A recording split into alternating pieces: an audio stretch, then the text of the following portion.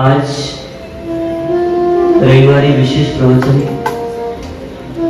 इसके माध्यम से आप हम सब जिन शासन की गरिमा, जिन शासन की महानता का गान करेंगे, साथ ही हमारे प्राचीन धरोहरों को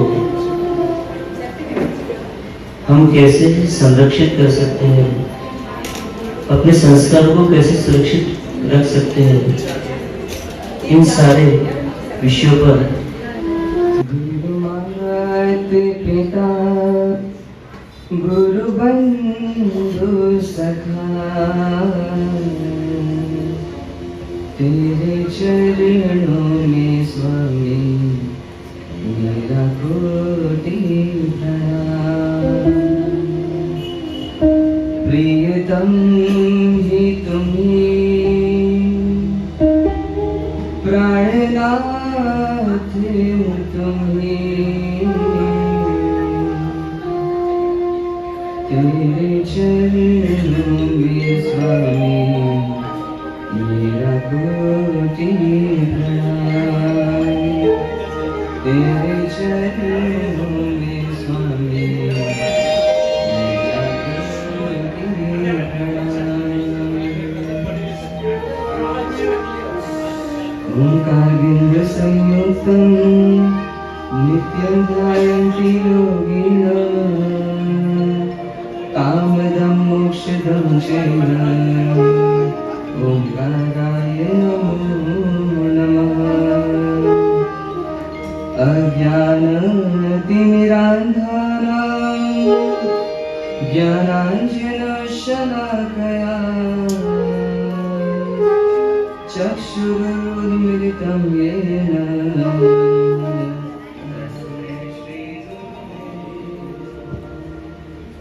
तस्मै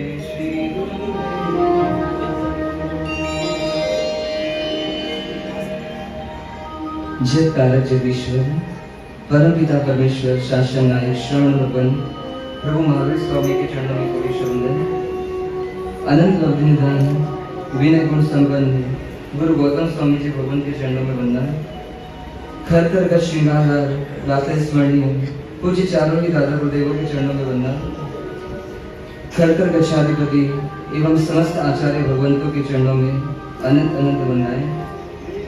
मम जीवन उद्धारक, मम जीवन सर्वस्व, मुझ आत्म तत्व की पहचान कराने वाले गुरु द्वेष श्री के पावन पुण्य चरणों में वंदन। पाठ पर विराजित सरल मना सरल स्वभावी तपस्वी रत्न पूज्य बड़े माता साहब को वंदन। सम आदरणीय मुनि भगवान, आदरणीय साधु जी भगवान, जिन शासन अनुरागी भव्य श्रावक एवं श्राविकों,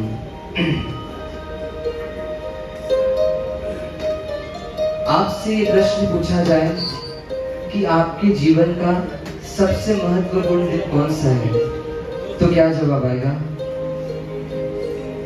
अपने जीवन में किस दिन को सबसे ज्यादा महत्व देते हो? जिस दिन जन्म हुआ था या जिस दिन शादी हुई थी? बोलो। ये बैठे हुए हैं फिर भी बोलो जन्मदिन को अच्छा मानता है। जन्मदिन हम सबको अच्छा लगता है, बहुत अच्छी बात है, पर कभी आपसे पूछे कि धर्म की दृष्टि से कौन सा दिन महत्वपूर्ण है? मतलब किसी को धर्म आराधना करनी हो जीवन में तो किस दिन को हम सबसे महत्वपूर्ण मानते हैं? चातुर्मास, पर्युषण, संवत्सरी। पर शायद ही हमारे जीवन में हमारी दृष्टि में कुछ कमी है कि हम इन दिनों को महत्वपूर्ण मानते हैं, पर ये दिन भी महत्वपूर्ण बने क्यों, इसकी वजह तक हम कभी पहुंच नहीं पाते। प्रभु वीर परमात्मा जिनके शासन में आप हम सब आराधना कर रहे हैं, वो परमात्मा यदि शासन की स्थापना नहीं करते तो क्या साधु भवन इस दुनिया में होते? साध्वी जी भगवत इस दुनिया में होते? उपाश्रय होते? चातुर्मास होते? पर्युषण होता? संवत्सरी होती? कोई आराधना हो पाती? परमात्मा थे तो परमात्मा ने शासन की स्थापना की और शासन बना, तो आप हम सब इस शासन में आज आराधना कर पा रहे हैं। तो कभी कोई पूछे आपसे कि जीवन में महत्वपूर्ण दिन कौन सा है, तो जिस दिन शासन की स्थापना हुई, अनंत काल में अनंत बार स्थापना होती शासन की, पर हमारे इस पंचम आरे में प्रभु वीर ने शासन की स्थापना कब की थी, कोई बता पाएगा? वैशाख सुदी 11 का दिन। वैशाख सुदी 10 को भगवान को केवल ज्ञान हुआ और 11 को परमात्मा ने शासक बनाया। ऐसा कभी होता नहीं है। कोई भी तीर्थंकर परमात्मा जिस दिन केवल ज्ञान प्राप्त करते हैं उसी दिन समोशरण लगता है। देवता आते हैं, समोशरण की रचना करते हैं, और तो और परमात्मा का ज्ञान मान उसी दिन कोई खरीदने वाला मिल जाता है। कोई ना कोई साधु और कोई ना कोई साध्वी सर्ववृत्ति धर्म को अंगीकार करने वाले मिल जाते हैं, और श्रावक और श्राविका भी मिल जाते हैं। पर परमात्मा महावीर ऋजु बालिका की नदी के तट पर केवल ज्ञान तो प्राप्त किया, पर परमात्मा दशमी के दिन केवल ज्ञान मिला, पर शासन की स्थापना नहीं कर पाए। क्यों नहीं कर पाए? तीर्थंकर जैसे तीर्थंकर भी महावीर स्वामी शासन नहीं बना पा रहे। क्यों? अकेले थे, तो अकेले तो साधना काल में भी थे भगवान, पर परमात्मा को उस दिन कोई व्रत लेने वाला नहीं मिला। मतलब परमात्मा के धर्म को कोई झेल सके, कोई अपना सके, ऐसा कोई व्यक्तित्व नहीं मिला। इसलिए एक ही रात में परमात्मा ने 225 किलोमीटर का विहार किया। ऋजु बालिका से पावापुरी पहुंचे परमात्मा एक रात के विहार में। 200 से 225 किलोमीटर की दूरी है आज के हिसाब से।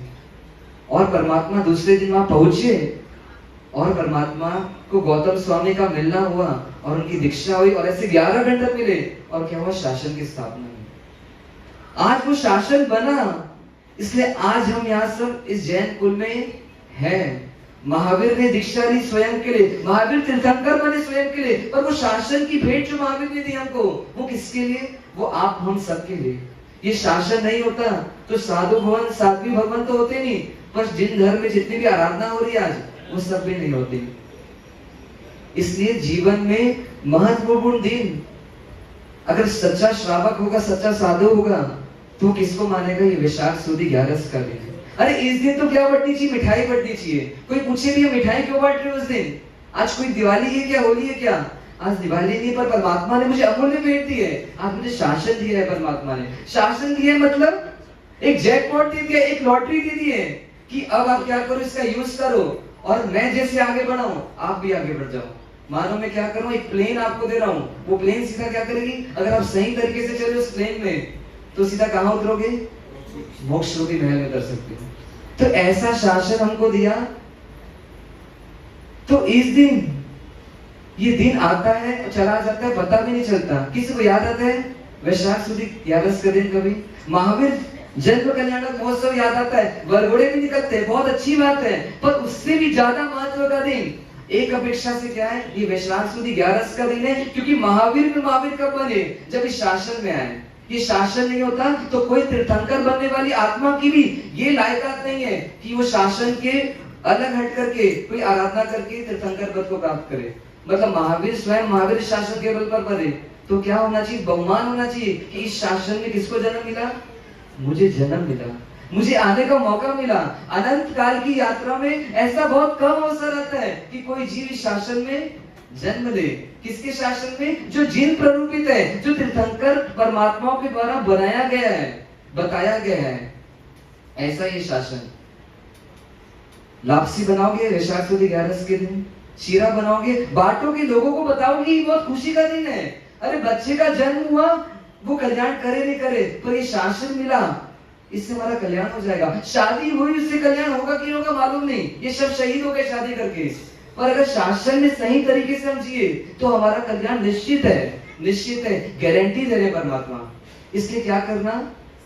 बख्शीश देना। अपन दिवाली में क्या करते हैं? देते ना, नौकर चाकर को 500,000 एक्स्ट्रा देते हैं, तो हम शासन स्थापना के दिन देना। लोग पूछे, काम वाली भाई पूछे, सेठानी जी ऐसा क्या कर रही हो भैया, आज क्या हो गया, आपका दिमाग फिर गया क्या?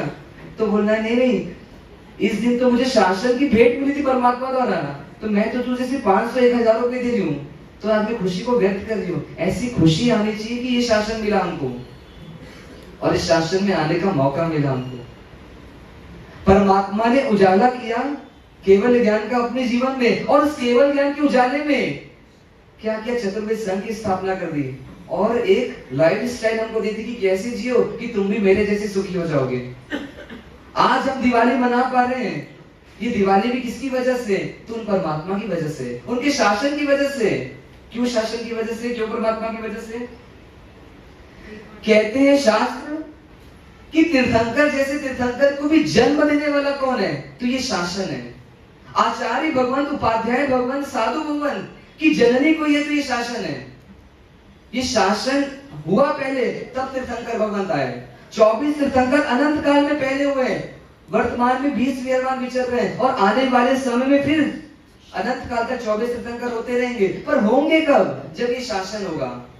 जिस समय शासन रहता है किसी काल में, जैसे परमात्मा महावीर के समय पार्श्वनाथ भगवान का शासन चल रहा था, और भगवान आकर के वापस पुनः शासन को रिनोवेट करते हैं, मतलब जो सिस्टम आज के हिसाब से जरूरी है उस सिस्टम को फिर से बनाते हैं, और फिर हमारे जैसे जीवों के लिए कल्याण का मार्ग खोलते हैं।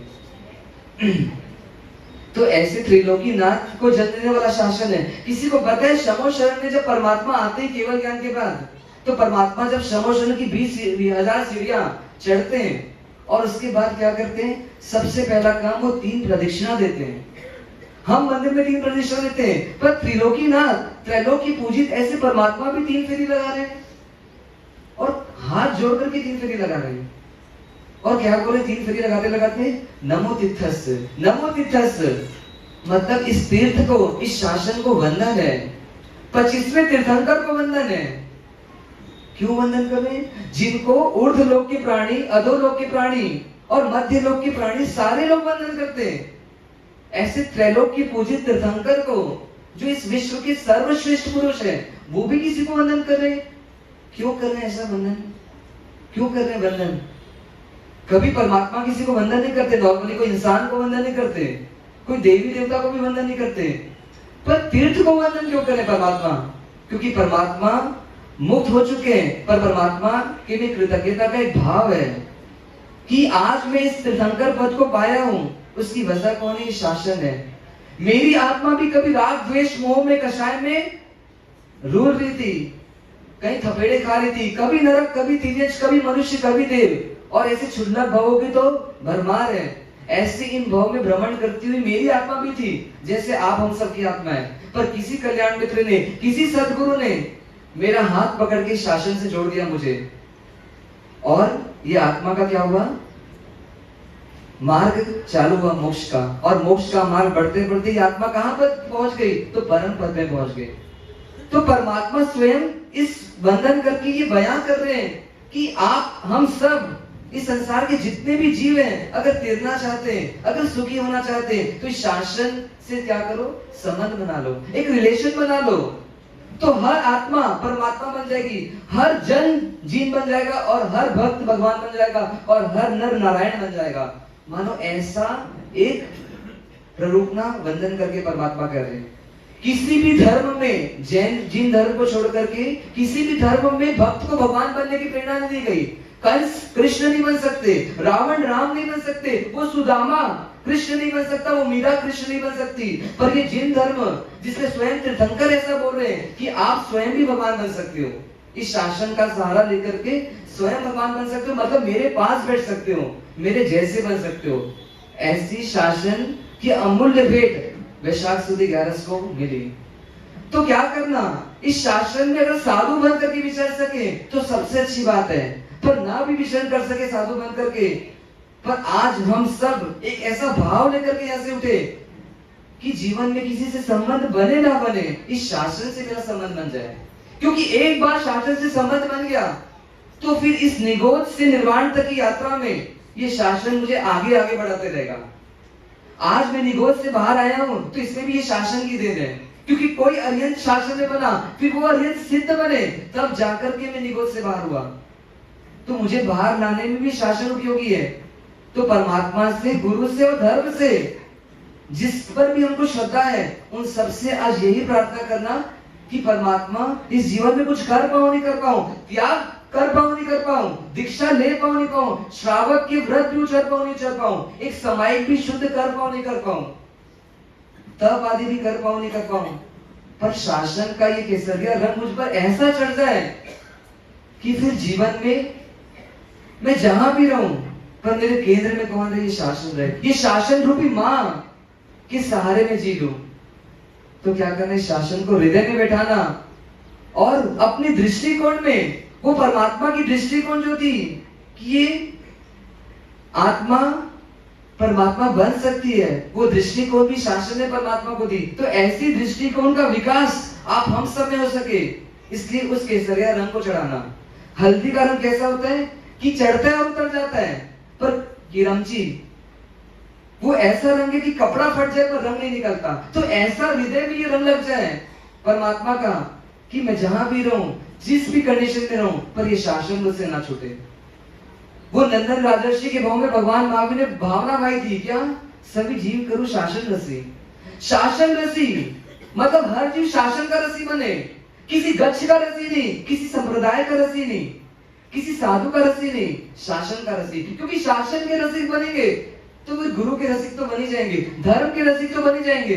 इसलिए हमारे को भी ऐसी भावना बना, स्वयं के लिए भी और दूसरे के लिए भी, कि हर जीव इस कल्याणकारी श्रेयस्कर शासन के रसिक बने और रसिक बन करके वो परमात्मा के मार्ग में उत्तरोत्तर आगे बढ़ता जाए और ये शासन हम सबको एक दिन वो मुक्ति का वरदान दे दे। तो ऐसी भावना के साथ हम संगीत के साथ आगे इस माहौल में बढ़ेंगे। खूब भावना भाई कि शासन मिला है बहुत पुण्य से, ये पुण्य कुछ समय का है, ये छूटे उसके पहले ने इस शासन को हृदय में बसा लो ताकि मैं जहां रहूं ये शासन मेरे साथ रहे। दर्शन भाई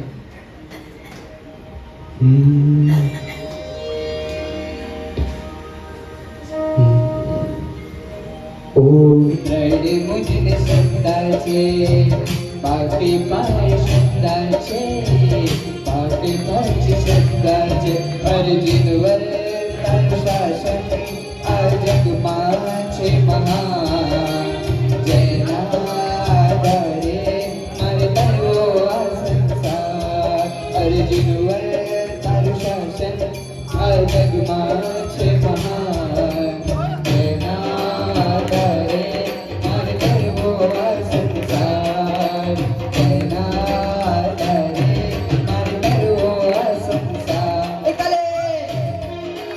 बाकी सब बैठे बैठे ताली।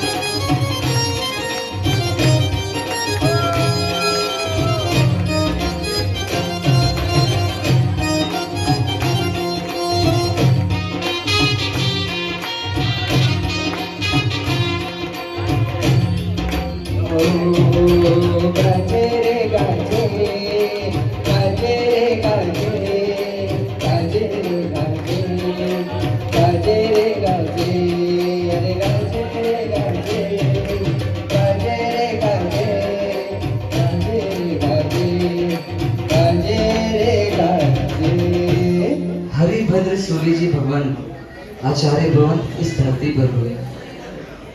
वो हरिभद्र सूर्य जी महाराजा पूर्व में ब्राह्मण थे, हरिभद्र ब्राह्मण, जिनको 50 साल की उम्र तक जिन शासन नहीं मिला था, शासन का स्पर्श नहीं हुआ था। आपको हमको जन्म से शासन मिला है, पर उन हरिभद्र ब्राह्मण को शासन मिला नहीं था। वो शिवोपासक धर्म को मानते थे, मतलब शिव की उपासना करते थे। पर जब उनकी विद्वत्ता से लोग प्रभावित होते तो अपनी ज्ञान का उपयोग वो इस तरीके से करते कि जिन शासन के प्रति, परमात्मा के प्रति, इन तीर्थंकरों के प्रति लोगों का द्वेष पैदा करते, लोगों के प्रति में विद्रोह पैदा करते, मानो उन सबको दूर करने का काम करते। वो ऐसा कहते थे, लोगों में ऐसी भ्रांति फैलाते कि कभी जंगली हाथी से आपका मुकाबला हो जाए, कोई जंगली हाथी आपके पीछे पड़ जाए और आपके पास बचने का कोई साधन ना हो, कोई दूसरा रास्ता ना हो, और आसपास कोई जैन मंदिर दिखे, जैन लोगों की मंदिर दिखे, तो उस हाथी के नीचे मर जाना, पर उस मंदिर में मत घुसना। मंदिर में घुस जाओगे तो पाप हो जाएगा, और हाथी के नीचे मर जाओगे तो वीर गति को प्राप्त हो जाओगे। ऐसा द्वेष का वातावरण वो हरिभद्र ब्राह्मण इस भरत क्षेत्र में फैलाया करते थे।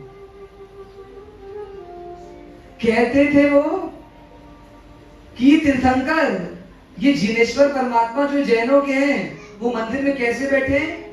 उनको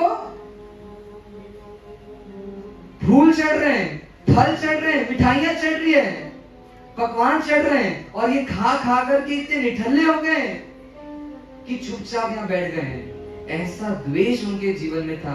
किनके प्रति? परमात्मा के प्रति। पर वही हरिभद्र ब्राह्मण को जब जिन शासन का स्पर्श हुआ किसी सद्गुरु के माध्यम से, तो कैसा परिवर्तन आया कि दीक्षा तो ली, दीक्षा लेकर के आगे इस जिन शासन को अमूल्य भेंट दी। किस चीज की पता है? 1444 ग्रंथ, ऐसे महान ग्रंथ की रचना कर दी एक ब्राह्मण कुल की आए व्यक्ति ने। और आप अगर उस ग्रंथों को पढ़ेंगे, ग्रंथ ना भी पढ़ पाए क्योंकि आपके पास तो समय नहीं है, नहीं पढ़ पाओगे आप, पर ग्रंथ के अंतिम पेज को कभी पढ़ोगे, अंतिम श्लोक को कभी पढ़ोगे, तो उन्हें हर ग्रंथ में 1444 हर ग्रंथ में एक बात लिखी है। क्या बात लिखी है? कि हे परमात्मा, हे तीर्थंकर, अगर तेरा शासन मुझे नहीं मिलता, अगर तेरे शासन का स्पर्श मुझ अबोध को नहीं होता, तो ना जाने मेरा जीवन कहां जाता।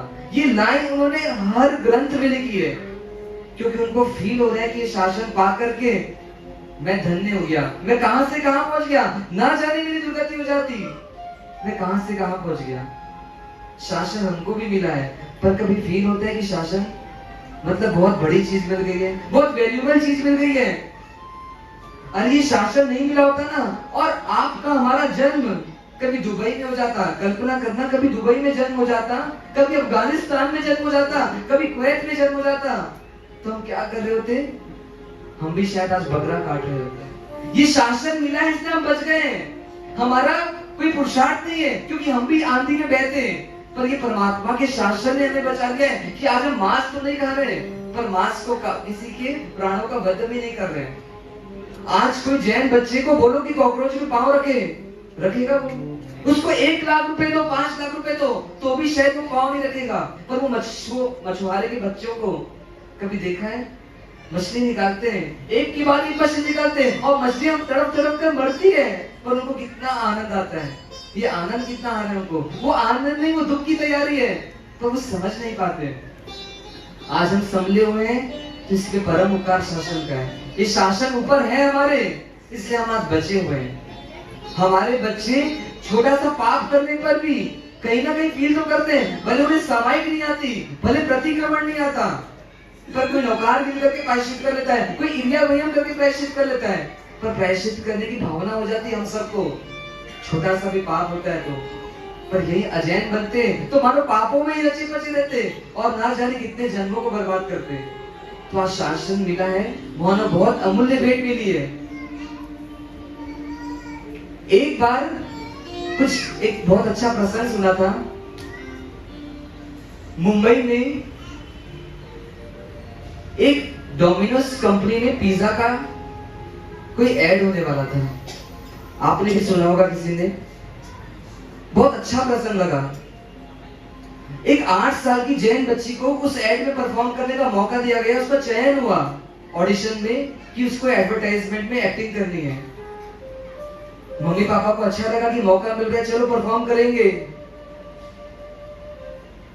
पर जब ऐड करने के शूटिंग के स्पॉट में गए, जहां पर ऐड की शूटिंग होने वाली थी, उस बच्ची को एक डायलॉग बोलना था। बच्ची है 8 साल की, जैन समाज की, और डायलॉग बोलना था, उस पिज्जा को हाथ में रख करके मुंह में एक बाइट लेना था, उसकी एक कवा लेना था, और बोलना था इट्स वेरी डिलीशियस। क्या बोलना था? इट्स वेरी डिलीशियस, बहुत टेस्टी है, मतलब हिंदी में उसका अर्थ है। हाथ में तो उसको पिज्जा दे दिया गया, शूटिंग चालू है, आसपास सब खड़े माता पिता उधर से देख रहे, उसका मनोबल बढ़ा रहे हैं, ऐसा एक माहौल बन गया है। पर जब पिज्जा हाथ में आया, बच्ची एकदम से मम्मी को देखने लगी। मम्मी को देख रही, पिज्जा हाथ में है, मम्मी को उधर देख रही है। वो बच्ची, कहते हैं उस बच्ची के बारे में कि 4 महीना जब चातुर्मास लगता है, वो बच्ची 4 महीना व्यासना करती है। मतलब जिन शासन में क्या संस्कार मिले उसको। वो बच्ची देख रही है माता को और माता से पूछ रही है, मम्मा व्हाट्स दिस, इज दिस अभक्ष, क्या ये अभक्ष है? ऐसा वो किससे पूछ रही है? मम्मी से। मम्मी को क्या जवाब देना चाहिए? मम्मी दूर खड़ी है थोड़ा, पर मम्मी बोलती है, यस बेटा, अभक्ष तो है ये,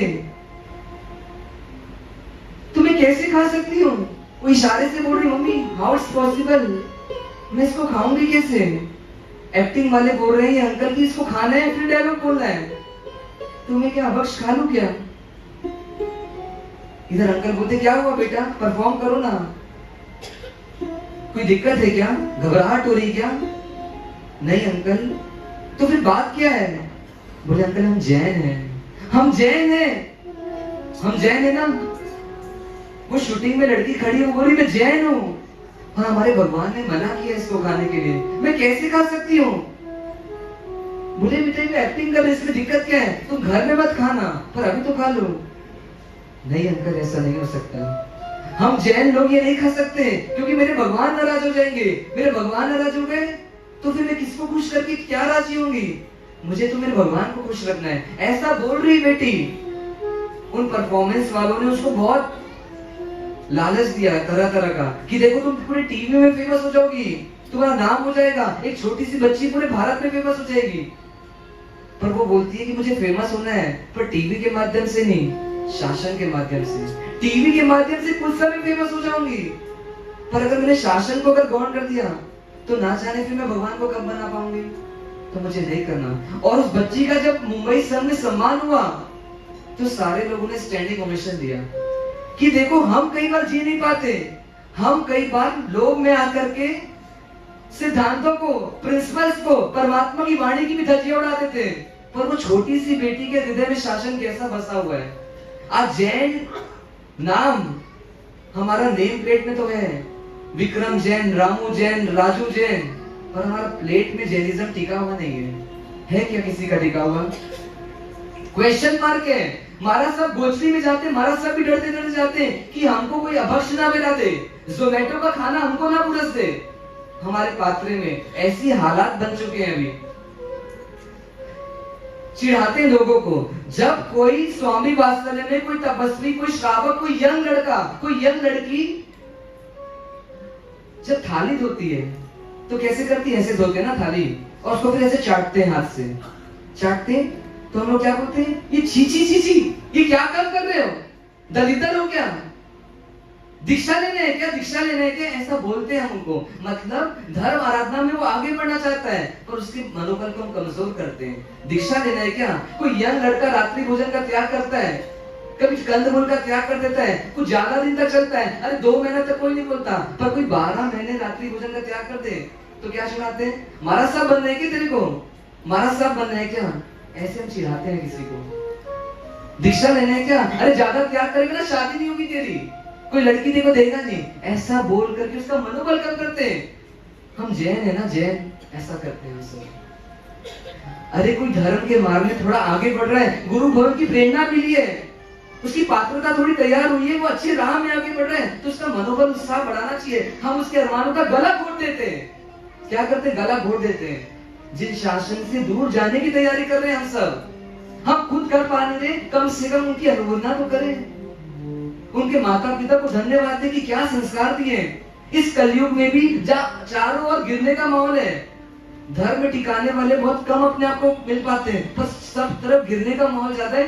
फ्री में बच्चा ये चौगियार कर रहा है, टीवीआर कर रहा है, हम उसको क्या करते हैं? गिराते हैं, चिढ़ाते हैं। हम माता पिता ही बोलते हैं ज्यादा धर्म मत कर, हम पालक गण बोलते हैं ज्यादा धर्म मत कर, धर्म काम नहीं आएगा, पैसा काम आएगा, ऐसा बोल करके उसकी भावनाओं को कमजोर करते हैं।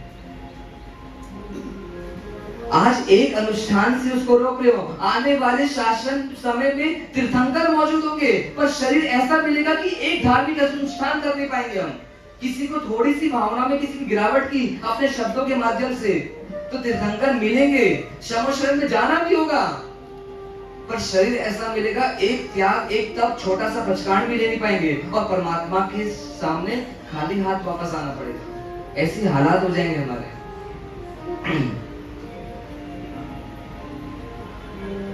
थाली धोकर पीते हैं तो कुछ लोग तर्क करते हैं कि मतलब थाली धोकर पीने से एम्बिल का फल कैसे?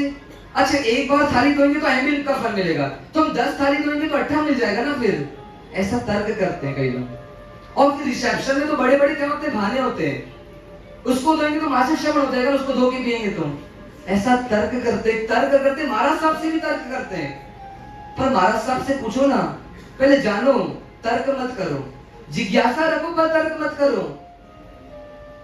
शास्त्र में ऐसा वर्णन आता है कि आप अगर झूठा छोड़ते हैं, थोड़ा सा भी दाना, और थोड़ा सा दाना तो छूटेगा ही, कुछ ना कुछ कण तो रहेंगे ही थाली में, तो आपको सर्वमूर्छित जीव की उत्पत्ति होती है और वो 48 मिनट के अंदर मर भी जाते हैं, तो उनके मरने का दोष आपको लगता है। और उसका जब प्रायश्चित लेने जाओ तो शास्त्रों में प्रायश्चित आता है कि एक बार झूठा छोड़ा तो एक एम्बिल का दंड आता है। तो यदि आप थाली धोकर पी रहे हो तो उन जीवों की हिंसा नहीं होगी, और उन जीवों की हिंसा नहीं होगी तो आपको प्रायश्चित भी नहीं आएगा, तो आपको एक एम्बिल का लाभ सहज भी मिल जाएगा। इसलिए बोला जाता है कि एक एम्बिल का लाभ मिलता है थाली धोकर पीने से। पर हम तर्क करते हैं कि एम्बिल ऐसे ही हो जाता तो फिर थाली धो के पीते रहो, ऐसा तर्क करते रहते हैं। कई लोग, पिछले बार जयपुर में देखा था, कई लोग अठाई करते हैं। अच्छी बात है, पोल्यूशन में अठाई करनी चाहिए, पर जिन शासन की कैसी अप्रभावना करते थे हम सब। धर्म करते नहीं साल भर, धर्म के मर्म को भी नहीं समझते, और अठाई का पालना कहाँ करते हैं? होटलों में जाकर के करते हैं। उसका स्टेटस डालते हैं कि देखो हमने अठाई की और हम होटल में जा रहे हैं, आलू प्याज के साथ पालना कर रहे हैं, अभक्ष खा रहे हैं, कोको कोला पी करके पालना कर रहे हैं, ऐसी फोटोज डालते हैं। और फिर महाराज साहब की निष्ठा में अठाई हुई ऐसा महाराज साहब का लेबल लगा देते हैं। अठाई करके आप क्या दिखाना चाहते हो? आपको धर्म करना है कि अपने आप को शो करना है? पर जीव का शासन चलता है, इसलिए जीव शासन हमारे हृदय में नहीं चलता। ये जीव क्या बोलते हैं, 8 दिन भूखा रह गया ना, अब तू वापस अपनी वाली में आ जा। अपनी वाली में आ जा मतलब जो तू सब पहले करता था सब कर ले।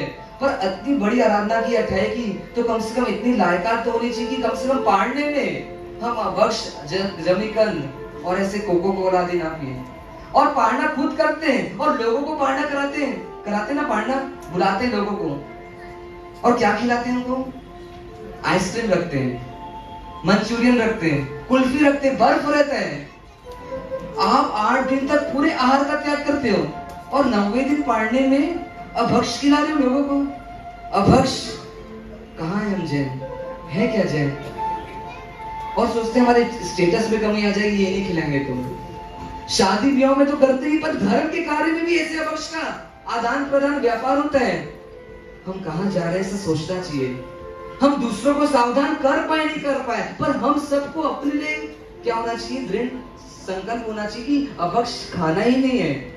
अरे एक तरफ विराग मुनि जी महाराज साहब के जैसे महातपस्वी इस शासन में आराधना कर रहे हैं, हम उपवास नहीं कर सकते, हम तपस्या नहीं कर सकते, पर हमारी आहारचर्या इतनी अव्यवस्थित चल रही है कि आज साधु भवन, साध्वी जी भवन को आसानी से आपका घर का आहार भी नहीं नसीब हो रहा है। उनको बहुत सोचना पड़ता है क्या ले क्या नहीं ले। कितना दुर्भाग्य हो गया हम सबका कि एक साधु और एक श्रमण, एक श्रमणी भी आपके घर से सहज रूप से आहार प्राप्त नहीं कर पा रहे। मतलब आपकी कमाई का अन्न हमारे पेट में जा नहीं पा रहे। ये दुर्भाग्य आपका, हमारा दुर्भाग्य नहीं है। हमारे को तो साधना में लाभ हो रहा है, पर आप अपने सद्भाग्य को लौटा रहे हो।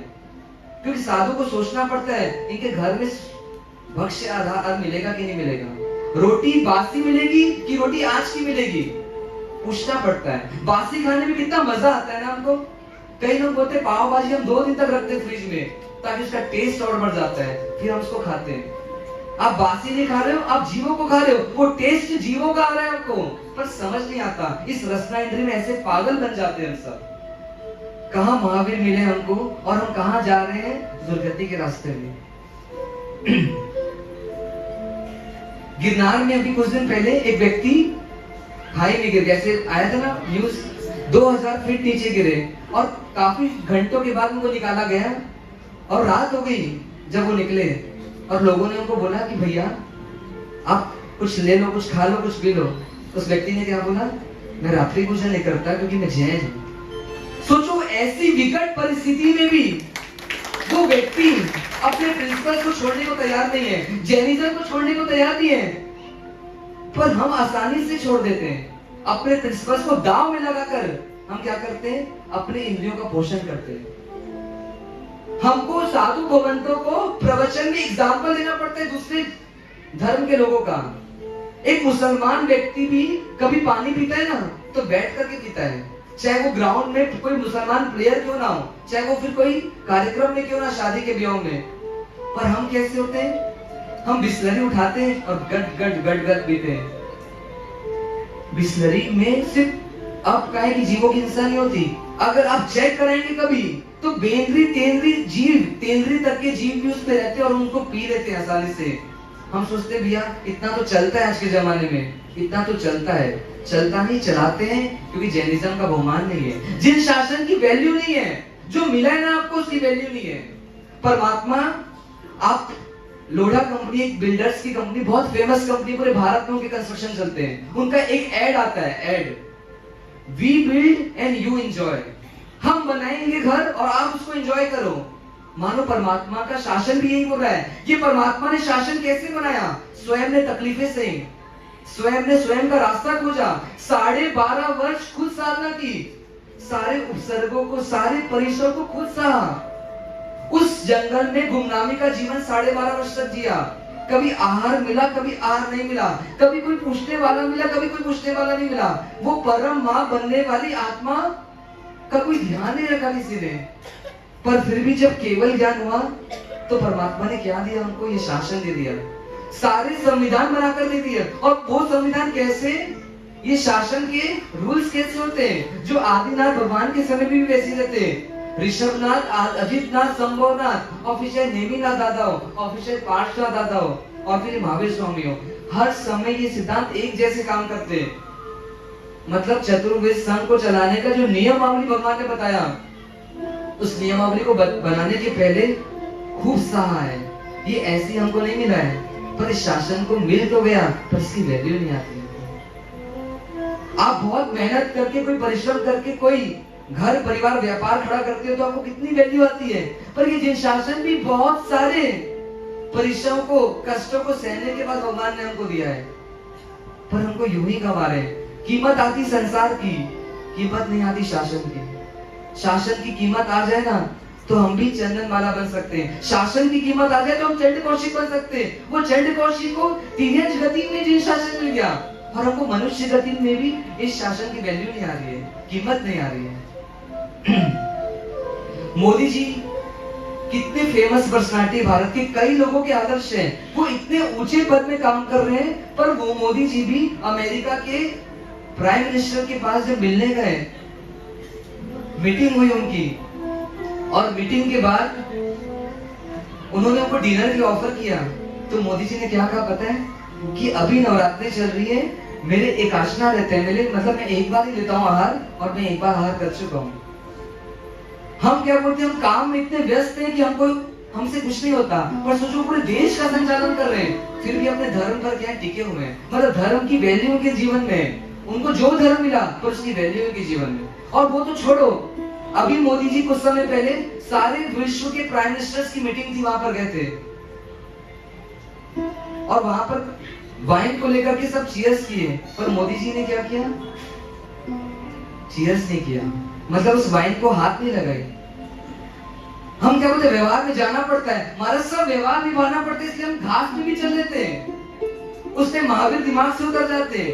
पर मोदी जी को प्राइम मिनिस्टर की मीटिंग में भी ये याद है कि मुझे वाइन को छूना नहीं है, ये वाइन को छूने की परमिशन मेरा धर्म नहीं देता। पर हम क्या बोलते हैं, भैया शादी है, हमारे घर की शादी है, रिश्तेदारों की शादी है, अब घास में तो चलना ही पड़ेगा। तो घास में चलना है तो फिर मरना भी पड़ेगा, फिर नरक में जाना भी पड़ेगा, और फिर एकेंद्री बनना भी पड़ेगा। फिर महावीर भी तुमको बचा नहीं सकते, फिर कोई तुमको बचा नहीं सकता। हीरेन मारिया एक क्रिकेट प्लेयर है, केन्या की तरफ से खेलते हैं। क्रिकेट प्लेयर है, 7th नंबर में उनका नाम है उस केन्या की टीम में। अच्छे बॉलर भी है और अच्छे क्रिकेटर भी है। पर हीरेन मारिया का क्या नियम है, किसी को पता है? कभी उनकी ऑटोबायोग्राफी पढ़ना, उसमें उन्होंने लिखा है जमीकंद का आजीवन त्याग है, रात्रि भोजन का आजीवन त्याग है, और तो और कुछ समय पहले, कुछ साल पहले 3 महीने के लिए लगातार वेस्ट इंडीज गए थे वो क्रिकेट टूर्नामेंट के लिए। वहां पर भक्ष्य भोजन नहीं मिला तो चावल और दाल में 3 महीने निकाल लिए। पर जब पता चला कुछ दिन के बाद कि दाल में जो बघार होती है उसमें लहसुन का बघार दिया जाता है, तो चावल और शक्कर से 3 महीने निकाले उन्होंने, 3 महीने निकाले। उनकी माँ का जब इंटरव्यू लिया गया तो माँ बोली मेरा बच्चा सिंह का बच्चा है, वो घास नहीं खाएगा, घास मतलब जमीकंद नहीं खाएगा।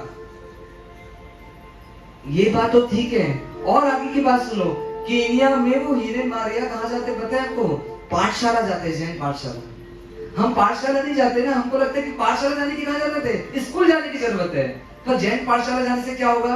वो तो जिनके पास कोई काम नहीं है, जो निकम्मे हैं, जो बिजी नहीं है अपनी लाइफ में, वो पाठशाला जाते हैं, वो महाराज साहब के पास जाते हैं जिनको काम नहीं है, ऐसे बुजुर्ग लोग।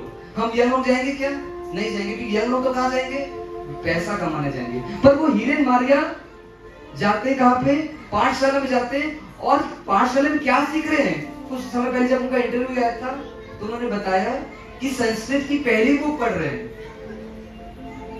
किसी मुमुक्षु से, किसी साधु भगत से पूछना कि संस्कृत की पहली बुक कब पढ़ते हैं, तो वो बताएंगे आपको जब 4 प्रकरण, 3 भाष्य, कर्म ग्रंथ आदि सब पढ़ लेते हैं, उसके बाद संस्कृत की पहली बुक पढ़ने का आता है।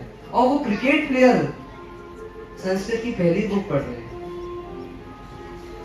जिन शासन उनको जन्म से शायद ना मिला, और उनको जन्म से मिला, पर हमारे हृदय में जिन शासन नहीं है, और उनके क्या हृदय में जिन शासन है। आज वैल्यू नहीं कर रहे हो, ये छूटेगा, और छूटेगा तो ना जाने कब तक छूटेगा। बहुत कम समय के लिए मिलता है ये अवसर कि परमात्मा का मार्ग देखने को मिलता है, सुनने को मिलता है, प्रतिमाओं को देखने का मौका मिलता है। पर हम क्या करते हैं? इस पुण्य के उदय में हम श्रावक बने ना, जैन कुल में है तो पुण्य भी लेकर आए, पर पुण्य के उदय में शासन की गरिमा नहीं बढ़ा रहे। हम क्या करें? भोगों में डूब रहे हैं, और क्या करें? गर्त में जा रहे हैं, शासन को खोते जा रहे हैं। कितनी हालत खराब है हम सबकी कि चप्पल जैसी चीज हम कहां से खरीदते हैं? एसी शोरूम से खरीदते ना, शोरूम से चप्पल खरीदते हैं। पर जो पेट में डालने वाली चीज है हम वो कहां से खरीदते हैं? ठेले से खरीदते हैं। इस ठेले से खरीद करके अभक्ष्य खाते हैं। उस बच्ची को शूटिंग के दौरान भी याद है कि जिन शासन ये खाने की परमिशन नहीं देता, और हम पानी पूरी खाते कहां की? ठेले की। शासन की धज्जियां उड़ाते हैं वहां पे। कीड़े मकोड़े क्या मिले मालूम नहीं, पर टेस्ट के लिए मैं महावीर को छोड़ दूंगा, मैं जिन धर्म को छोड़ दूंगा, मैं गुरुओं की सीख को भी छोड़ दूंगा, मुझे कोई किसी से मतलब नहीं। ऐसा हमारा हृदय सूख गया है शासन के प्रति। ये कार्यक्रम इसलिए करा रहे हैं कि आपको भी और मुझे भी, हम जहां हैं वहां से हम इस शासन की वैल्यू बढ़ा सके हृदय में। हम तपस्या ना भी कर सके, पर कम से कम आहारचर्या ठीक करें। आज आपकी आहारचर्या ठीक होगी तो कोई साधु के पेट में आहार आपके घर से मिलेगा, साधु को आहार मिलेगा तो साधु अध्ययन करेंगे, साधु अध्ययन करेंगे तो साधु आपको भी ज्ञान देंगे, और आपको ज्ञान मिलेगा तो आपका मार्ग भी आगे मोक्ष का बढ़ेगा। तो श्रावक जितना अच्छा जिएगा आहार के मामले में, उतना साधु को भी अपने संयम जीवन पालने में क्या होगी? अनुकूलता होगी। इसलिए ऐसा ना हो कि जीवन चला जाए। कैसी स्थिति आने वाली है? आज बच्चे बोलते हैं, हमको तो ये पता ही नहीं था, हमारे सब शिविर में आते तो बच्चे क्या बोलते पता है? सुनना सब बच्चे क्या बोलते हैं कि हमारे सबको पता ही नहीं था कि जैन लोग आलू प्याज नहीं खाते, क्योंकि हमारी दादी भी आलू प्याज खाती है, हमारे मम्मी भी आलू प्याज खाते हैं, हमारे पापा भी आलू प्याज खाते हैं। हंसने की बात नहीं है। क्या स्थिति आएगी पता है? क्या स्थिति आने वाली सुन लो आगे। वो बच्चा जिसको ये नहीं पता कि जैन लोग तो आलू प्याज भी नहीं खाते, वो बच्चा आने वाले समय में क्या बोलेगा आपको पता है? मम्मी आप भी आमलेट बनाओ ना, आज मैंने अपने फ्रेंड के टिफिन में आमलेट देखा था, मुझे बहुत टेस्टी लगा, मैंने थोड़ा चखा। आप भी तो आमलेट खिलाओ हमको। अरे जिसको आलू प्याज नहीं खाना है, ये बचपन में सिखाया जाएगा, वही बच्चा आगे जाकर के अलर्ट हो पाएगा। जब उसको मांस, मटन, मुर्गे, बकरी, मछली, अंडे ये दिखेंगे तो उसको पता रहेगा कि मुझे तो आलू प्याज खाने की मनाही है, तो मुझे ये सब तो छूना भी नहीं है, देखना भी नहीं है। पर हमारे घर में हम खुद ही नहीं है लाइन में, तो उनको क्या लाइन में लाएंगे? ज्यादा आलू प्याज छोड़ो तो हमको लोग डराते हैं। लड़के लोग क्या बोलते हैं, हमारे से ज्यादा दिन के आलू प्याज स्टार्ट कर दो तो घर वाले बोलते हैं शादी नहीं होगी। लड़की भी आजकल ऐसा बोलने लग गई है कि ज्यादा धर्म वाला पति नहीं चाहिए हमको, कि मतलब दारू पीने वाला पति आपको चलेगा पर धर्म में आगे बढ़ रहा है ऐसा पति आपको नहीं चाहिए। कैसी बदनसीबी हो गई है, कैसा जिन शासन आपके हृदय से पूरा उतर चुका है, ऐसी हालात हमने कर दिया है। धार्मिक पति पसंद नहीं है और अधर्म में मार्ग में बढ़ने वाला, जुआ खेलने वाला, शराबी पति पसंद है हमको।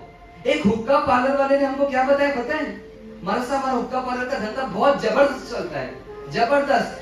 आप लोगों की जैनों की वजह से हमारे हुक्का पार्लर में जैन लेडीज और जैन लड़कियां जबरदस्त आती है, मतलब बहुत कमाई देती है हमको। शर्म आती है हम लोग को, हम क्या प्रवचन दें आपको? आपका ये मोबाइल हमारा एक प्रवचन फेल कर रहा है, चाहे कितनी भी मेहनत कर ले प्रवचनों में, पर ये मोबाइल का जो माहौल, इसका जो मिसयूज हम कर रहे हैं, वो सारे प्रवचन हमारे फेल कर रहे हैं। इसलिए तपस्वी ना भी बन सके, पर परमात्मा ने जो आहारचर्या हमको बताई है उसको जीवन में जल्द से जल्द लाएं। देखो ये जिन शासन कितना जबरदस्त है कि आत्मा का भी ध्यान रखता है तो शरीर का भी ध्यान रखता है। आपको कि शरीर को कैसे स्वस्थ रखे ये भी बात भगवान ने की है, और आपकी आत्मा को भी स्वस्थ कैसे रखे ये भी भगवान ने की है बात। तो थोड़ा प्रेम बढ़ाना जिन शासन के प्रति, और आहार के मामले में सावधान हो जाना, नहीं तो आगे इसका भुगतान आपको तो करना पड़ेगा पर आपके परिवार में आने वाली पीढ़ी को भी करना पड़ेगा। तो आइए पुनः फिर से जुड़ते हैं संगीत के माहौल में।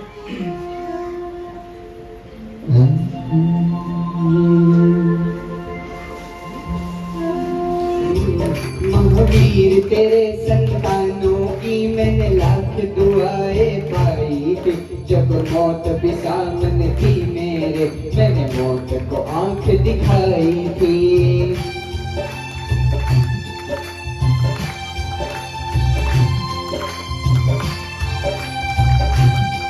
तूने कितने उपसर्गों सहे, तूने कितनी आँचें लाई थी, जब कंठ कोशी ने बंध दिया, तूने दूध की नदियाँ बहाई थी।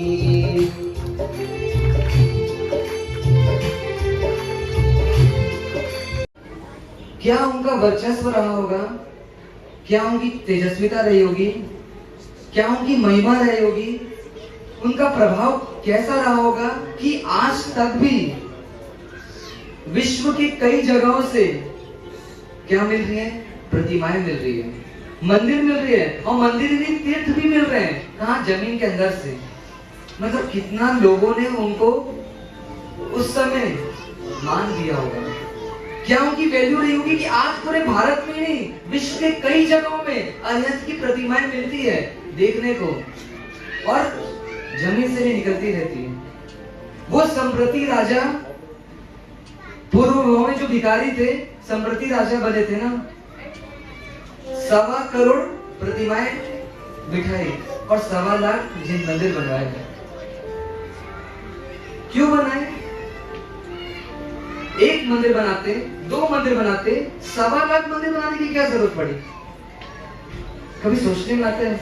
एक फैक्ट्री खोलते हो, 2 फैक्ट्री खोलते हो, 10 फैक्ट्री खोलते हो, आपका बस चले तो 1.25 लाख फैक्ट्री खोल दोगे, क्योंकि आपको फैक्ट्री की महिमा है। उन संप्रति राजा को अरिहंत की महिमा है। अरिहंत है तो मैं हूं, और अरिहंत नहीं है तो मेरा कोई वजूद नहीं है, क्योंकि ऐसा कहते हैं कि जिन शासन में ही नहीं पूरे विश्व में कोई भी जीव पुण्य बांध रहा है, उसमें कहीं ना कहीं डायरेक्ट या इनडायरेक्ट अरिहंत की कृपा से ही वो पुण्य बांध रहा है। वो चाहे अजैन क्यों ना हो, चाहे वो जैन क्यों ना हो, कोई पशु क्यों ना हो, कोई पक्षी क्यों ना हो, जितना भी पुण्य बन रहा है उसमें अरिहंत की कृपा है। उन संप्रति महाराजा को लग रहा है कि सब छूटे तो छूटे, पर अरिहंत नहीं छूटना चाहिए। अरिहंत छूट गए तो जीवन तो जाएगा ही, ये आत्मा का भी क्या होगा, नाश हो जाएगा। कुमारपाल महाराजा श्रवणोपासक नहीं थे, शिवोपासक थे। पर जब श्रवणोपासक बने तो कैसा भी राज्य कार्य हो, कैसी भी राज की व्यवस्था हो, चाहे 12 बज जाए, 1 बजे, दोपहर को 3 बज जाए, जिन प्रतिमा की पूजा किए बिना मुंह में पानी नहीं डालते, वो 18 देश के अधिपति हैं, आप सिर्फ एक घर के अधिपति हो। पर थोड़ी सी व्यवस्था गड़बड़ाती है और डेली पूजा करने वालों की भी पूजा क्या होती है, छूट जाती है आसानी से। भगवान गौण हो जाते हैं, भगवान से उस समय द्वेष आ जाता है हमको, क्योंकि उस काम की वैल्यू बढ़ जाती है। वस्तुपाल, तेजपाल, अनुपमा देवी, नाम सुना है? नाम सुना है पर बन नहीं सकते हम। कौन बन सकता है अनुपमा देवी? कौन बन सकता है वस्तुपाल? जिसके शासन हृदय में होगा। जन्म से शासन मिलने वाला वस्तुपाल शायद ना बन पाए। क्या कमाल किया था उन्होंने, ये दिलवाड़ा का मंदिर जो देखते हो ना, बनाया तो था पर कैसा बनाया था, अनुपमा देवी ने अकेले निर्णय करके वो मंदिर बनवाया। क्या निर्णय किया था? जगह पसंद आई, लेना है, हम कोई चीज खरीदना होती है तो पति से पूछना पड़ता है, पर वो अनुपमा देवी जगह ले रही है। दिलवाड़ा की जो मंदिर, वहां की जगह कैसे लिया, एक एक जगह पर सोने की मोहर बिछाते गए, और जितनी जगह में वो मंदिर बना है उतनी सोने की मोहर बिछी, और उसका जितना वैल्यू हुआ उतने में वो जगह दी गई, और ऐसा सुंदर दिलवाड़ा का मंदिर तैयार हुआ। वो आद्य कुमार कहां जन्म लिए थे? विदेशों में, अनार्य देश में। हम कहां जन्मे? आर्य देश में, क्योंकि पुण्य हमारा ज्यादा है, उस आद्य कुमार का पुण्य कम था। पर जब जिन प्रतिमा मिली, जिन प्रतिमा को देख लिया, तो अरिहंत को देख लिया, और अरिहंत को ही नहीं देखा, अपनी आत्मा को देख लिया, और पुनः मोक्ष मार्ग में लग गए, और श्रमण जीवन को पालन करने इस आर्य देश में पधार गए। उनको अनार्य देश में जन्म मिल गया, और हम सब आर्य देश में भी रहकर के धर्म को पा नहीं पा रहे। क्यों नहीं पा रहे? बोलते हैं प्रैक्टिकल पॉसिबल नहीं है। संपत जी कल बोल रहे थे प्रैक्टिकल पॉसिबल नहीं होता, हमारे साथ व्यवहार निभाना होता है, बहुत सारा व्यवहार निभाना होता है। अरे परमात्मा के प्रति कोई व्यवहार नहीं है, परम माँ है वो हमारी। ये माँ, बाप, पिता, पुत्र सब छूटेंगे, पर अगर परम माँ छूट गई, उनका आंचल छूट गया, तो ना जाने फिर कब मिलेगी वापस वो। संसार में माँ तो कहीं मिल जाएगी, पिता तो कहीं मिल जाएंगे, पर वो परम माँ का सहयोग बहुत लंबे काल में कुछ क्षण के लिए जीव होता है, कुछ क्षण के लिए। ये 70 साल का जीवन कुछ क्षण है, उस क्षण में ये परमात्मा मिलते हैं, वो भी किसी किसी को मिलते हैं, हमको मिल रहे हैं आसानी से। किसके हैं भगवान? ये नवरंगपुरा में जो भगवान विराजित हैं, कौन से भगवान है नवरंगपुरा में? वो किसके हैं? खतरगज संघ के नहीं है, खतरगज संघ के तो तपागज संघ के, जैन के हैं, मेरे नहीं है। जैन के हैं पर मेरे नहीं है। बेडरूम मेरा है, ड्राइंग रूम मेरा है, पर परमात्मा मेरे नहीं है, वो संघ के हैं। संघ के मतलब ट्रस्टी लोग जाने, मेरा तो कोई मतलब ही नहीं परमात्मा से। संघ के कि मेरे हैं, मेरे अभी बोल रहे हो, पर मेरे लगते हैं कि संघ के लगते हैं। मेरा बच्चा लगते है इसलिए उसको रगड़ रगड़ के नहलाते हो। परमात्मा का प्रसाद दादावाड़ी में पुजारी करता है, पर प्रसाद सही तरीके से हो रहा है कि नहीं हो रहा है, वो कभी जानने की कोशिश, क्योंकि परमात्मा मेरे नहीं है, इसलिए वो सही तरीके से उनका नवन किया जा रहा है कि नहीं जा रहा है, इसकी कोई पूछना हमारी जवाबदारी नहीं लगती। चलो पुजारी रखा, कोई दिक्कत नहीं है, अभी इतना समय नहीं हमारे पास सब कुछ कर सके, पर पुजारी सही तरीके से काम कर रहा है कि नहीं कर रहा है, ये भी जानने की हमको फुर्सत नहीं है। तो फिर जिन शासन कहाँ है हमारे हृदय में? अरे भगवान अच्छे नहीं लग रहे तो भगवान सच्चे कब लगेंगे? कभी नहीं लगेंगे।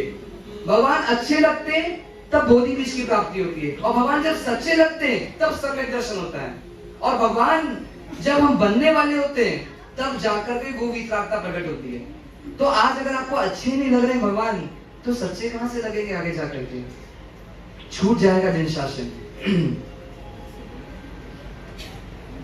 मंदिर जाते हैं हम लोग दादावाड़ी, तो कई बार पुजारी को बोलते कि देखो तुम अच्छे से नहीं कर रहे हो, पर पुजारी को पता है ट्रस्टी तो कुछ बोलते ही नहीं, जनता तो कुछ बोलते ही नहीं, महाराज साहब ही बोलते रहते हैं हमको, तो महाराज साहब गलत है इसका मतलब, ये तो टोकते ही रहते हैं, क्योंकि महाराज साहब तो काम भी यही है। मतलब हमको भी क्या होता है, चुप होना पड़ता है पुजारियों के सामने। पर परमात्मा का अपमान होता है, परमात्मा की अशांति होती है, तो बार बार निकलता है मुझसे, पर करे तो क्या करें, क्योंकि आप जागृत नहीं है। आप अपने घर के प्रति जागृत है, पर परमात्मा के घर के प्रति जागृत नहीं है। तो क्या हो रहा है, महाराज साहब भी कुछ काम नहीं आ पा रहे वहां पे, पुजारी हमारे ऊपर हुकूमत कर रहा है।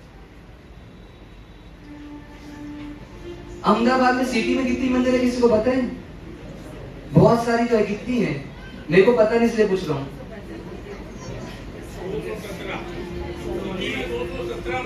217 मंदिर है बता रहे हैं। हम जाते हैं कभी वहां पे? साल में एक बार।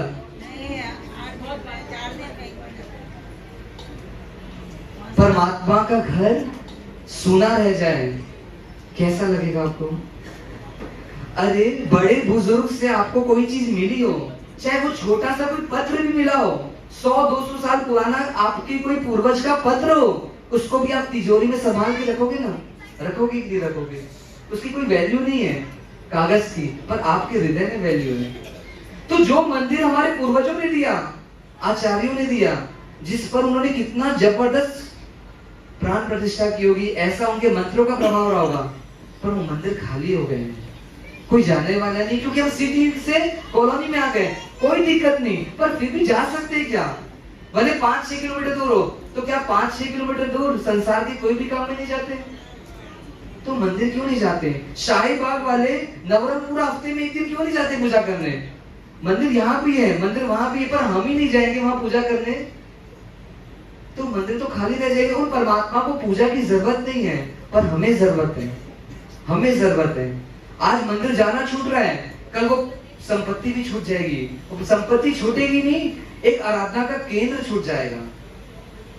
सूरत में गोपीपुरा स्थान सुना है आपने नाम? गोपीपुरा कितना फेमस जगह है, जहां पर 70 के आसपास मंदिर हैं, प्राचीन मंदिर हैं, 400, 500, 800 साल पुराने मंदिर हैं। पर सूरत वो गोपीपुरा एरिया क्या हो रहा है, खाली होते जा रहे हैं। लोग सब कहां जा रहे हैं? नए सूरत की तरफ जा रहे हैं, पर्वत पाटिया पाल की तरफ बढ़ रहे हैं, क्योंकि सुविधाएं बढ़ रही, पैसा बढ़ रहा है, तो सब अच्छी जगह जाना चाहते हैं। भगवान छूटे तो छूटे, सब अपनी व्यवस्थाएं देख रहे हैं। जो एक समय गोपीपुरा का हर मंदिर में भक्तों की भीड़ रहती थी, सुबह से प्रसाद के लिए लाइन लगाना पड़ता था, घंट नाद होते थे, आरती की गूंज सुनाई देती थी, बोलियां होती थी। आज वो गोपीपुरा एरिया के हर मंदिर खाली हो गए, मानो शोक सभा जैसे एक माहौल बन गया मंदिरों में। मेरे परमात्मा के भक्त यानी मैं परमात्मा से दूर हो गया, उनको अकेला छोड़ दिया हूं। उनकी सेवा में करोड़ों देवी देवता रहते थे, और आज उनको अकेले बैठे वहां पर फिर भी कोई श्रावक कितने खुशकिस्मत होते हैं, कितने सौभाग्यशाली होते हैं कि ऐसे समय में भी अपने पुण्य को बढ़ाने का माध्यम बना लेते हैं।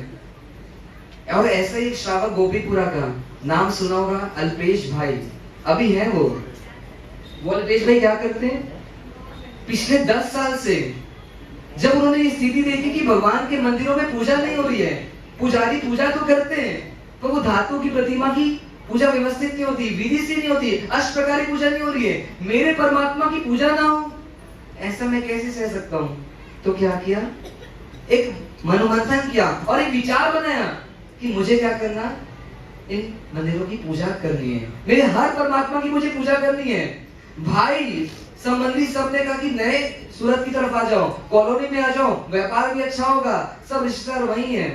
पर वो अल्पेश भाई क्या सोचते कि समाजवाद में, परिवारवाद में मेरे परमात्मा की भक्ति पहले होनी चाहिए।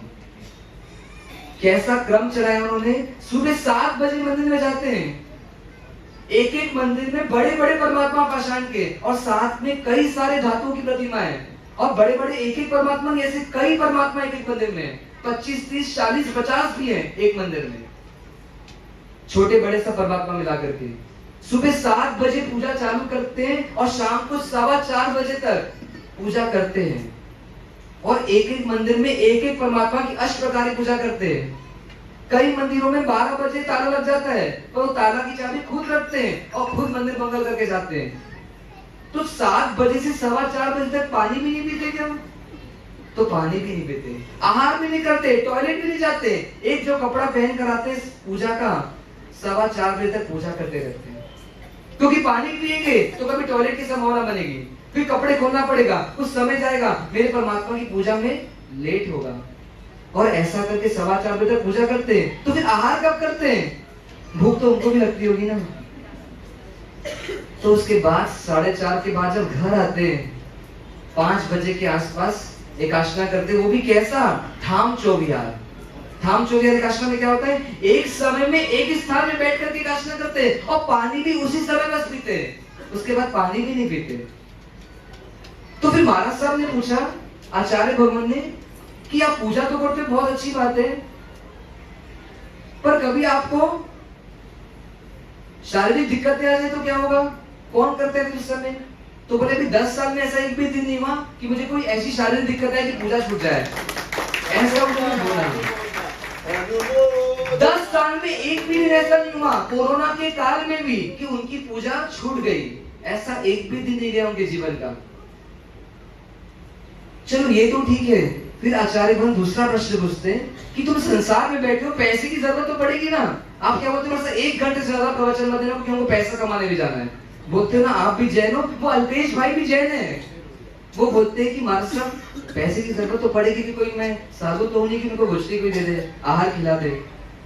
तो फिर पैसा कमाते का वो अर्थव्यवस्था कैसे चलती है? तो बोले 5 बजे आके ठाम चौगियार करता हूँ और 6 बजे मैं काम में जाता हूँ। शाम को 6 बजे मेरा सेठ जैन है, मैं अकाउंटिंग का काम करता हूँ, 6 से 9 बजे तक अकाउंटिंग करता हूँ और वो 3 घंटे की अकाउंटिंग में जितनी रकम मिलती है मुझे, उस रकम से मेरा घर का गुजारा चल जाता है। एक बच्चा और पत्नी, और वो हम 3 लोग हैं। ना पत्नी को शिकायत है, ना किसी चीज की कमी है, जो है उसमें हमारा मन राजी है। फिर महाराज साहब ने दूसरा प्रश्न पूछा कि आप कब तक करते रहोगे ऐसा?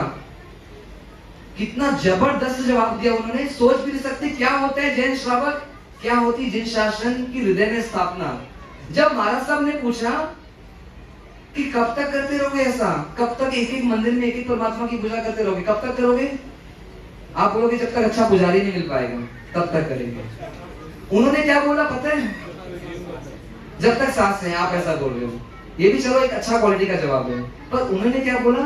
महाराज साहब पूजा में करता कहाँ हूं, वो तो दादा पूजा करवाते हैं, मेरी औकात है क्या पूजा करने की?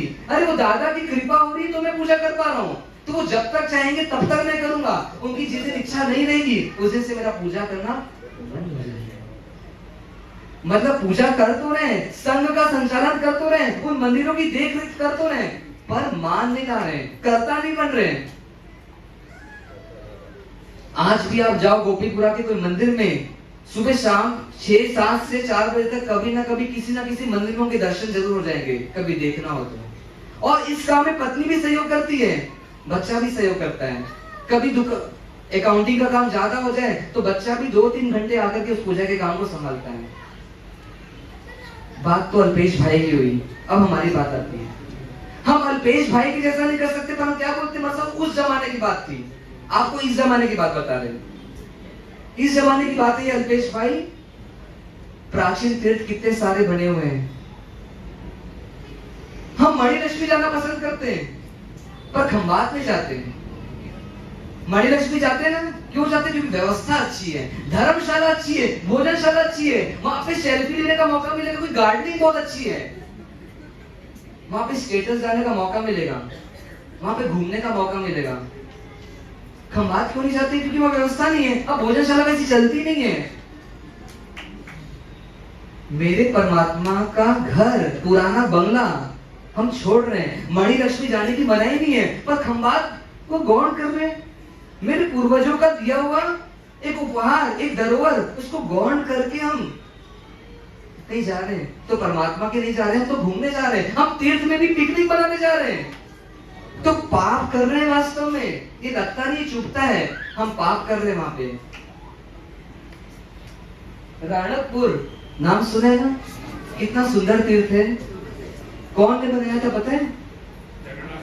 धरणा शाह ने बनाया था। कैसे बनाया था उस धरणा शाह ने? वो जैन पोरवाल मारवाड़ी श्रावक थे, स्वद्रव्य से बनाया था, किसी से कोई चंदा नहीं लिया था। कितना संपत्ति लगाई थी, तो कहते 99 करोड़ सोने की मुहर लगाई थी किस उस मंदिर को बनाने में। और सिर्फ संपत्ति का दान नहीं दिया, समय का भी दान दिया। कहते राणकपुर तीर्थ जब बनना चालू हुआ था 60 साल लगे थे उस तीर्थ को बनने में, और वो धरनाथ शाह जी 60 साल अपने घर को, परिवार को, व्यापार को छोड़ करके उस राणकपुर की भूमि में रह करके खड़े होकर के 60 साल कार्य कराया। और जब वो अंतिम फेज में चला था बनने के, जो मेन सोमपुरा थे वो उनके पास आकर के खड़े हुए, मतलब उनकी चर्चा चली, वो तीर्थ को देख रहे थे। जब उन सोमपुरा ने क्या बोला कि ये ऐसा तीर्थ बना है सेठ जी कि आने वाली पीढ़ी याद रखेगी, भूल नहीं पाएगी, और तो और ऐसा राणकपुर जैसा दूसरा राणकपुर कभी बन नहीं पाएगा। मुझे तो ऐसा लग रहा है जब ये बन गया है तो मेरी इच्छा है सेठ जी। वो सोमपुरा बोल रहे, सोमपुरा मतलब समझते हैं ना, जो मंदिर बनाते हैं, वो सोमपुरा क्या बोल रहे हैं कि मेरी इच्छा है सेठ जी। क्या इच्छा है बोलो? इतना सुंदर परमात्मा का मंदिर आपने बनाया है, देखते रहो ऐसा लगता है आदिनाथ दादा को बैठाया है, पर मैं चाहता हूं कि दुनिया को पता चले कि ये मंदिर किसने बनाया है। तो आपकी प्रतिमा होनी चाहिए, और वो ऐसी जगह होनी चाहिए कि आदिनाथ दादा को देखने के पहले लोग आपको देखे कि जिसने बनाया वो कैसा था। धरनाथ शाह जी ने क्या बोला होगा? ना बोला होगा। धरनाथ शाह जी कहते हैं प्रतिमा तो बनेगी, पर कैसी बनेगी और कहां लगेगी इसका एडिशन कौन देगा? मैं दूंगा। प्रतिमा बनाई, पर आप आज भी पहली बार जाओगे आप पहचान नहीं पाओगे कि धरनाथ शाह की प्रतिमा लगी कहां पर है। आपको गाइड को पूछना पड़ेगा, वहां जो गाइड होते ना उनको पूछना पड़ेगा कि आप बताओ कि धरनाथ शाह जी कहां पे विराजमान है इतने बड़े मंदिर में। रंग मंडप के बाहर एक पिलर में एक छोटी सी खड़ी प्रतिमा उनकी विराजमान है, छोटी सी खड़ी प्रतिमा विराजमान है। किन भावों से उन प्रतिमा को उन्होंने बनवाया है कि मैं तो जाऊंगा इस शरीर को छोड़ करके, क्योंकि निश्चित है जन्म के साथ वियोग होगा इस शरीर से, पर मैं दादा को देखते रहूं, दादा मुझे देखते रहे, दुनिया देखे ना देखे पर दादा की दीदार मेरे होते रहे। क्या परमात्मा की वैल्यू है कि दादा छूटने नहीं चाहिए। दृश्य में भी दुनिया का सम्मान पाने के लिए नहीं बैठना है मुझे, दादा मुझे देखते रहे इसलिए मुझे बैठना है। ऐसे भावों से उस प्रतिमा को विराजमान किया, स्वयं की प्रतिमा को, हाथ जोड़ी हुई प्रतिमा है। आज हम धर्म के नाम पर कैसे लड़ते हैं, मतलब धर्म का उपयोग कर अपना मान बनना चाहते हैं, कई लाभ लेते हैं। 4x4 का उनको शिलालेख लगवाना था, 2x2 का लग गया तो बोलते हैं 4x4 का बोला था ना, लगा कैसे 2x2 का, ऐसे बोल देते। कहा धर्म क्षेत्र में भी 4 नाम दिए थे ना, 2 नाम कैसे है पत्रिका में, ऐसा बोल देते। पर वो 99 करोड़ देने वाले राणकपुर के तीर्थदाता स्वयं को दिखाना नहीं चाहते, ये तीर्थ की महिमा है। क्या करूं? नया पावापुरी है और एक तरफ मुछाला महावीर है। नया पावापुरी सब जाते हैं क्योंकि वह व्यवस्था अच्छी, मुछाला महावीर नॉर्मली कोई नहीं जाता। नियम लो संकल्पित हो कि साल में कम से कम एक बार कोई 5 प्राचीन तीर्थ के दर्शन करेंगे। मेरे परमात्मा के पुराने घर को मैं ऐसे नहीं छोड़ूंगा। आज वो छूटेंगे, कल के दिन हमारी धरोहर चली जाएगी, आप हम सब नहीं जाएंगे तो इन धरोहरों का होगा क्या? कई बार कैसी विडंबना चल रही है, हम तीर्थ यात्रा में निकलते 2-2 दिन में 5-5, 6-6 तीर्थ कर लेते हैं, और कई बार 2 दिन एक रिसोर्ट में रुकते हैं, मतलब 2 दिन तक एक रिसोर्ट का लुत्फ उठाते हैं, और मंदिरों को क्या करते हैं, देखते निकलते हैं, देखते निकलते 2 दिन में 5-5, 6-6, 7-7 तीर्थ कर लेते हैं। कभी इसका उल्टा भी तो करो, एक दिन में 2 रिसोर्ट कर लो, पर 2 दिन में एक तीर्थ करो, इसका भी तो आनंद लो। अरे तीर्थ की महिमा तो गाओ। उन राणकपुर वालों ने तो समय भी दिया, श्रम भी दिया, संपत्ति भी दी, पर हम कम से कम उसके दर्शन तो करें, दर्शन करके अपनी आंखों को निहाल तो करें। वो सीधी की मंदिर, वो नवरंगपुरा दादाबाड़ी, मनोहर श्री जी महाराज साहब ने किन परिस्थिति में उसको वहां पर संजोया था। हम शायद बाड़मेर से यहाँ पे शिफ्ट हुए तो हमको मालूम नहीं होगा, पर खुले आकाश के नीचे, लोहे की छत के नीचे गर्मी में भी बैठ करके उस तीर्थ को सुरक्षित रखने में अपना आहुति दी। पर चलो उतना बलिदान नहीं कर सकते हम, पर तीर्थ में जा ही नहीं रहे, नवरंगपुरा जाते नहीं है, हफ्ते में एक दिन भी नहीं जाते हम, तो ये हमारी बेदरकारी है, हमारे कर्तव्य के प्रति लापरवाही है। आप नहीं जाएंगे तो साधु सिर्फ प्रेरित कर सकते हैं, साधु कर नहीं सकते, साधु को तो विचरण करना है। पर आप इस संघ में हैं तो नवरंगपुरा भी जाए और ऐसे सिटी के जो प्राचीन मंदिर हैं वहां भी जाए, मेरे परमात्मा को खाली ना छोड़े। प्राचीन है तो क्या हुआ, अरे गाड़ी पुरानी होती छोड़ देते हो, पेंसिल पुराना होता है छोड़ देते हो, मोबाइल पुराना होता है छोड़ देते हो, पर माँ बाप पुराने हो तो उसको छोड़ते हो क्या? माँ बाप बुजुर्ग होंगे छोड़ दोगे क्या? अरे तीर्थ बुजुर्ग हो गया हो भले, बाहर से उसका कंस्ट्रक्शन कमजोर हो गया हो भले, पर तीर्थ दिया किसने? मेरे आचार्यों ने, उपाध्यायों ने, साधु भगवंतों ने। भले वो बुजुर्ग हो गया हो, कमजोर हो गया हो, पर मेरे को जाना है, उसको जीवंत रखना है, ये मेरा कर्तव्य होना चाहिए। आज ये कर नहीं पाएंगे तो जिन शासन नहीं मिलेगा है आसानी से, पुण्य बनेगा नहीं आसानी से, जिन शासन से दूर हो जाएंगे। तो जैन होने के नाते, श्रावक होने के नाते कम से कम इतना संकल्प ले कि प्राचीन तीर्थ के दर्शन करने जरूर जाएंगे, और यहाँ पर है नवरंगपुरा और सिटी के मंदिरों को हफ्ते में एक दिन जाकर के पूजा सेवा जरूर करेंगे, तब जाकर के जन शासन के प्रति हमारा थोड़ा बहुत कर्तव्य जो है हम वो निभा पाएंगे। तो ऐसा ना हो, इसका ध्यान रखें। बच्चे को मोबाइल मिले और मोबाइल मिलने के बाद उसमें गेम खेलने के लिए उसको मिलता है और वो उसके लिए नाचे खुशी से, तो ये भी घटना देखने को मिल जाती है।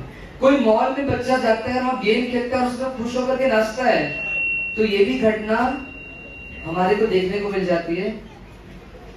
पर 8-10 साल का कोई बालक, कोई बच्चा संसार छोड़ने पर, परिवार छोड़ने पर, सुख सुविधाएं को छोड़ने पर भी नाच उठे झूम झूम के, ऐसी घटना कहाँ देखने को मिलती है?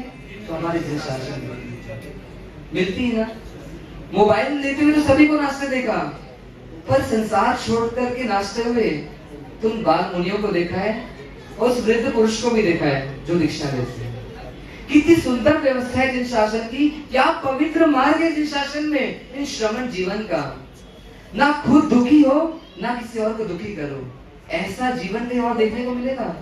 ना पाप करो, ना किसी को पाप में प्रेरित करो, ना पाप में सहयोग करो, ऐसा जीवन कहाँ देखने को मिलेगा? तो सिर्फ जिन शासन में देखने को मिलेगा।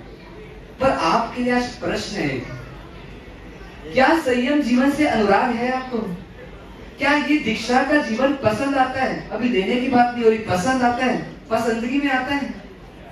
अरे ले नहीं पाओ, हो सकता है कि आपको संसार का खूब राग हो, भोगों का खूब राग हो, पर लेने जैसा संयम लगता है, छोड़ने जैसा संसार लगता है, लगता है बहुत गजब की बात। जिसको लग रहा है, उस जिसकी पसंदगी संयम जीवन बन गई, उसके जीवन में संयम जीवन आके रहेगा।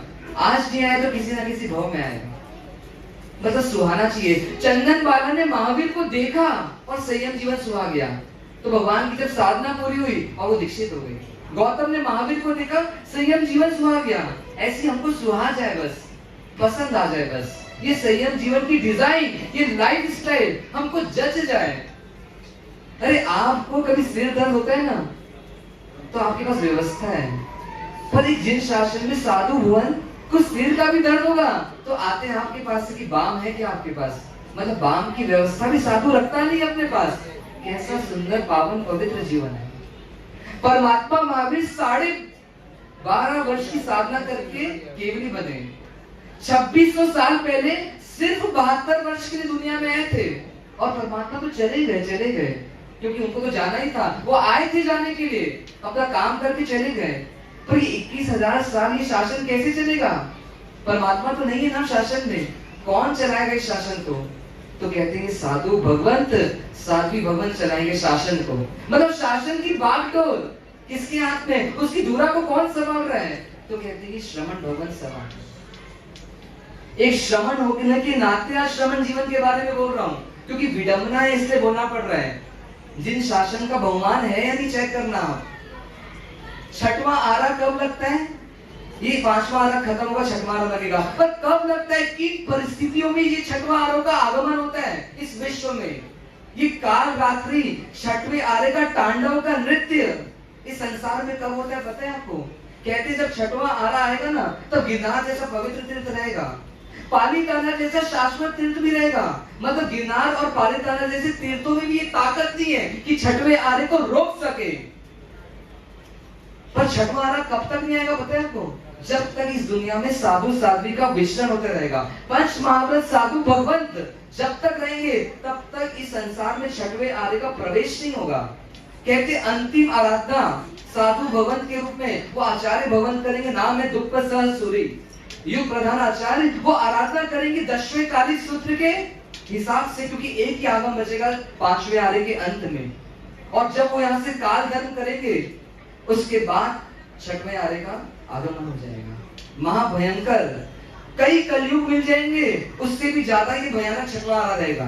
20 साल की आयुष्य रहती है, 16 साल में स्त्री मां बन जाती है, खाने को अन्न नहीं मिलता, अग्नि नहीं रहती, मांस खाना पड़ता है, और 20 साल में तो इस दुनिया से रवाना हो जाना पड़ता है। ये आयु घट रही ना धीरे धीरे, अभी 70-80 साल, 50-40 होते होते 20 आ जाएगी।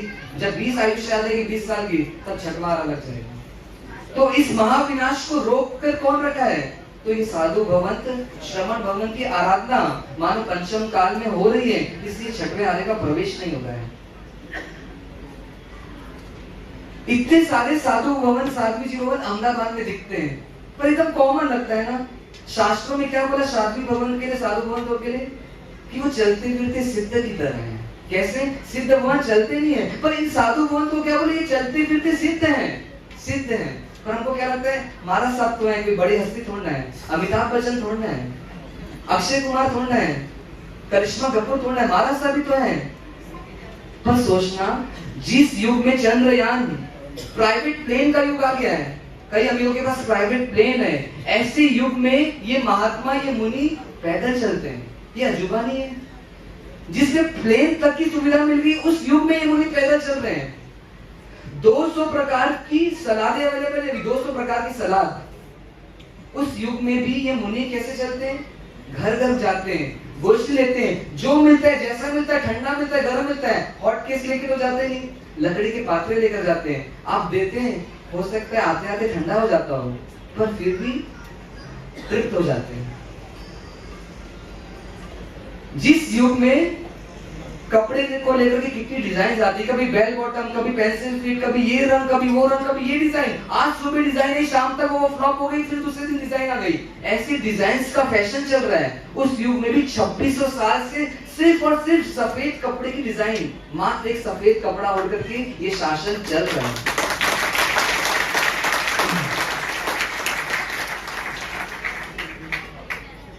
उपाश्रय आते हैं शाही बाग में हमारे, तुरंत पंखा चालू करते हैं, श्रावक श्राविका जी तुरंत चालू करते हैं, गर्मी सहन नहीं होती।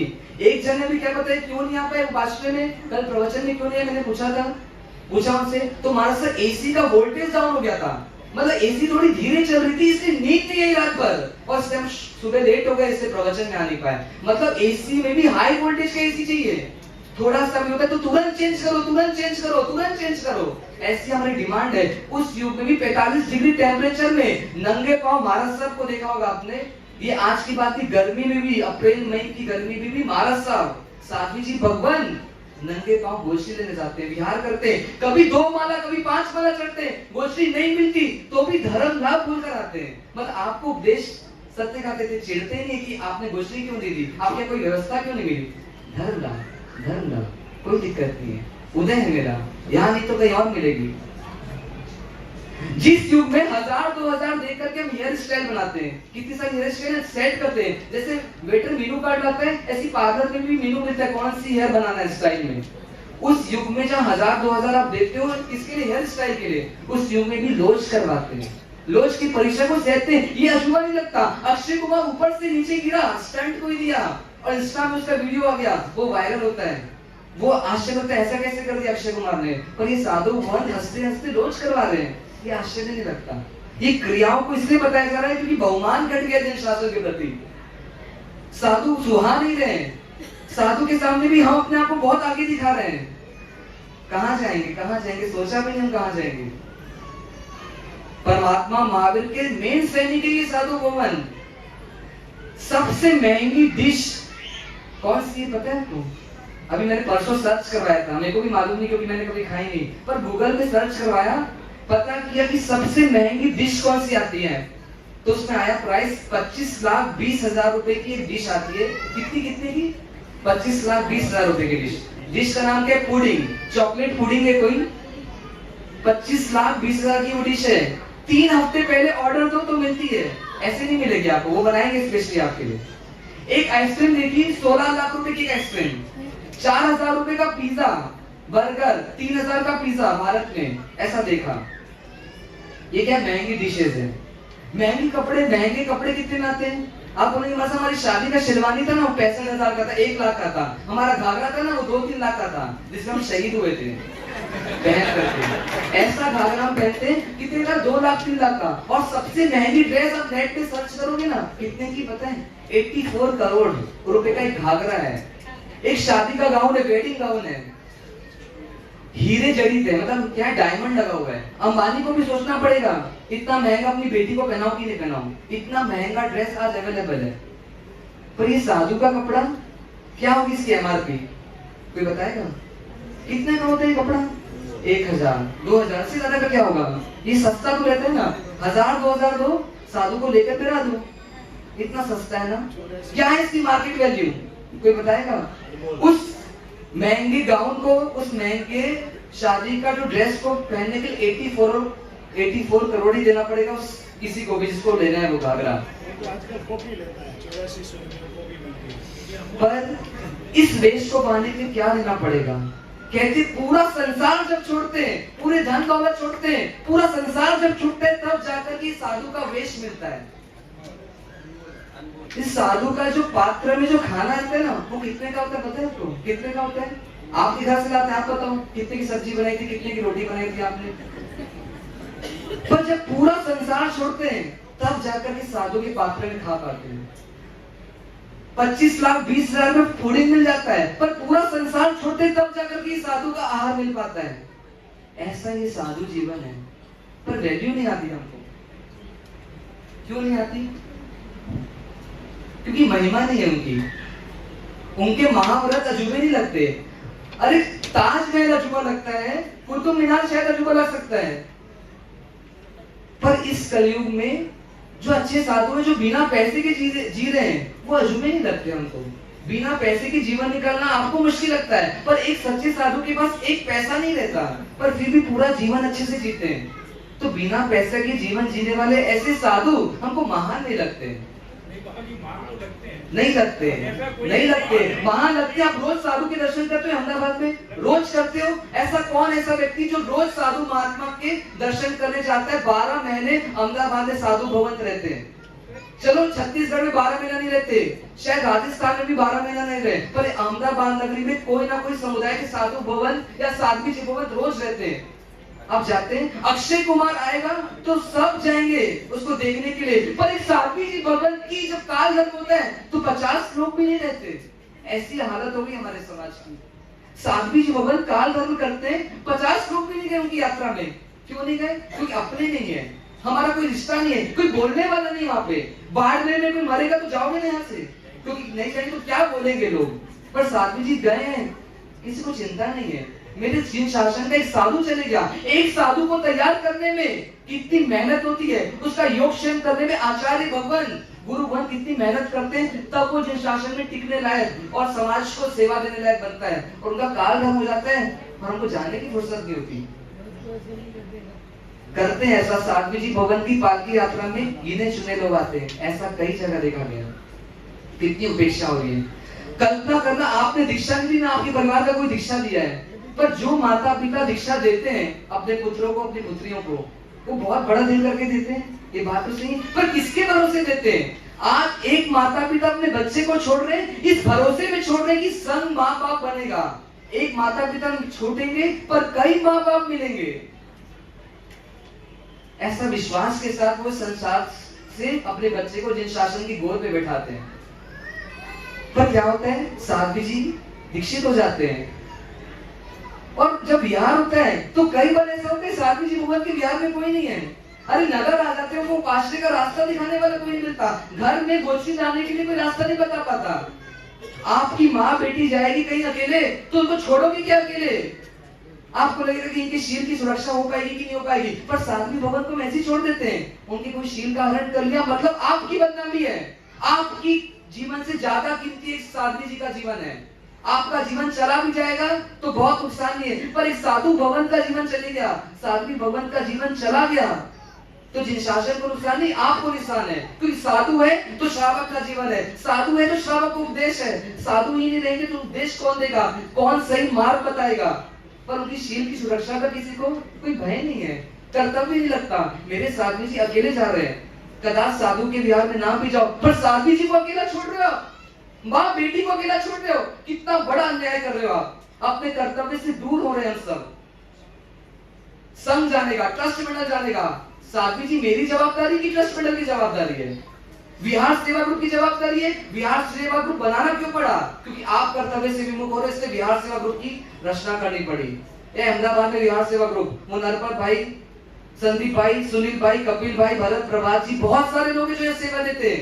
अनुमोदना है। आप तो यहाँ पर आज प्रवचन सुन रहे हो, पर लाया किसने यहाँ तक उनको? वो जो विहार सेवा ग्रुप वाले सेवा देते हैं, 80-90 दिन का विहार कराते हैं साल में, कई बार 100 दिन तक विहार कराते हैं, तब जाकर के साथ लोगों तक पहुंचते हैं।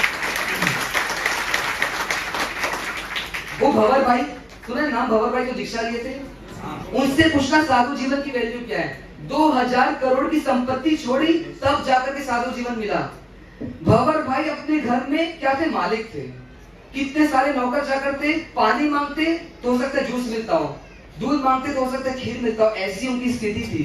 पर आज जहां वो दीक्षित है, ऐसे गुण रत्न सुरेश महाराज साहब के समुदाय में वो दीक्षित है, उनका नंबर कौन सा पता है? यहाँ पे 182 नंबर के शिष्य बने। वो 182 नंबर के शिष्य, मतलब कितने लोग उनके ऊपर है, कितने लोगों की सेवा करते हैं।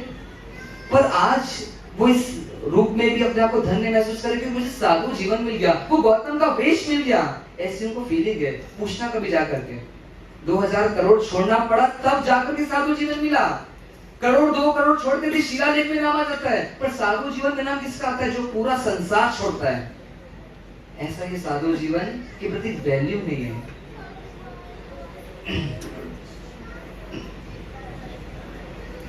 कठिन लगता है ये जीवन, हम ले नहीं पाए, कोई दिक्कत नहीं है, पर भावना नहीं बनाएंगे तो कदाच कभी परमात्मा के जीवन, कभी परिवार में आ जाएंगे हम उनके, पर हम उस समय भी दीक्षा ले नहीं पाएंगे। वो नंदीवर्धन दीक्षा ले नहीं पाए, वो सिद्धार्थ राजा दीक्षा ले नहीं पाए, क्योंकि दीक्षा के प्रति बहुमान शायद पूर्व जन्म में लिया नहीं होगा, किया नहीं होगा। तो महावीर तो निकल गए, पर उस परिवार से कोई और निकल नहीं पाया।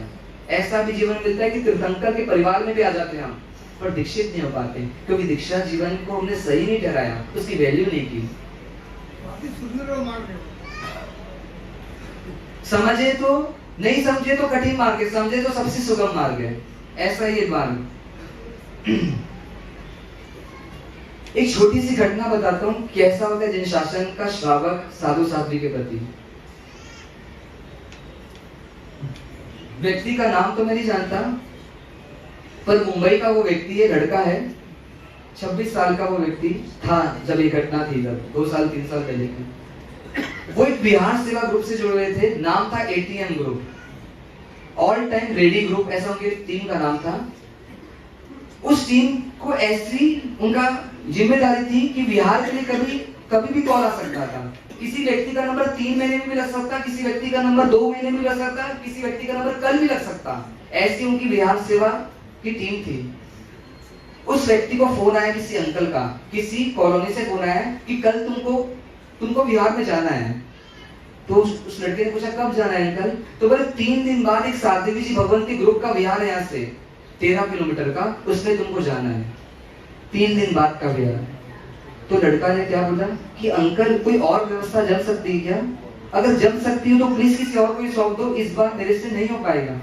बोले ऐसे कैसे बोल रहे हो, तुम ATM ग्रुप के मेंबर हो, मतलब ऑल टाइम रेडी रहने वाले मेंबर हो, ये पॉसिबल नहीं हो सकता। फिर लड़के ने रिक्वेस्ट की कोई संभावना हो तो प्लीज किसी और को कर दो, इस बार मेरी जाने की नहीं बन पा रहा, मतलब जाने का व्यवस्था नहीं हो पा रही है।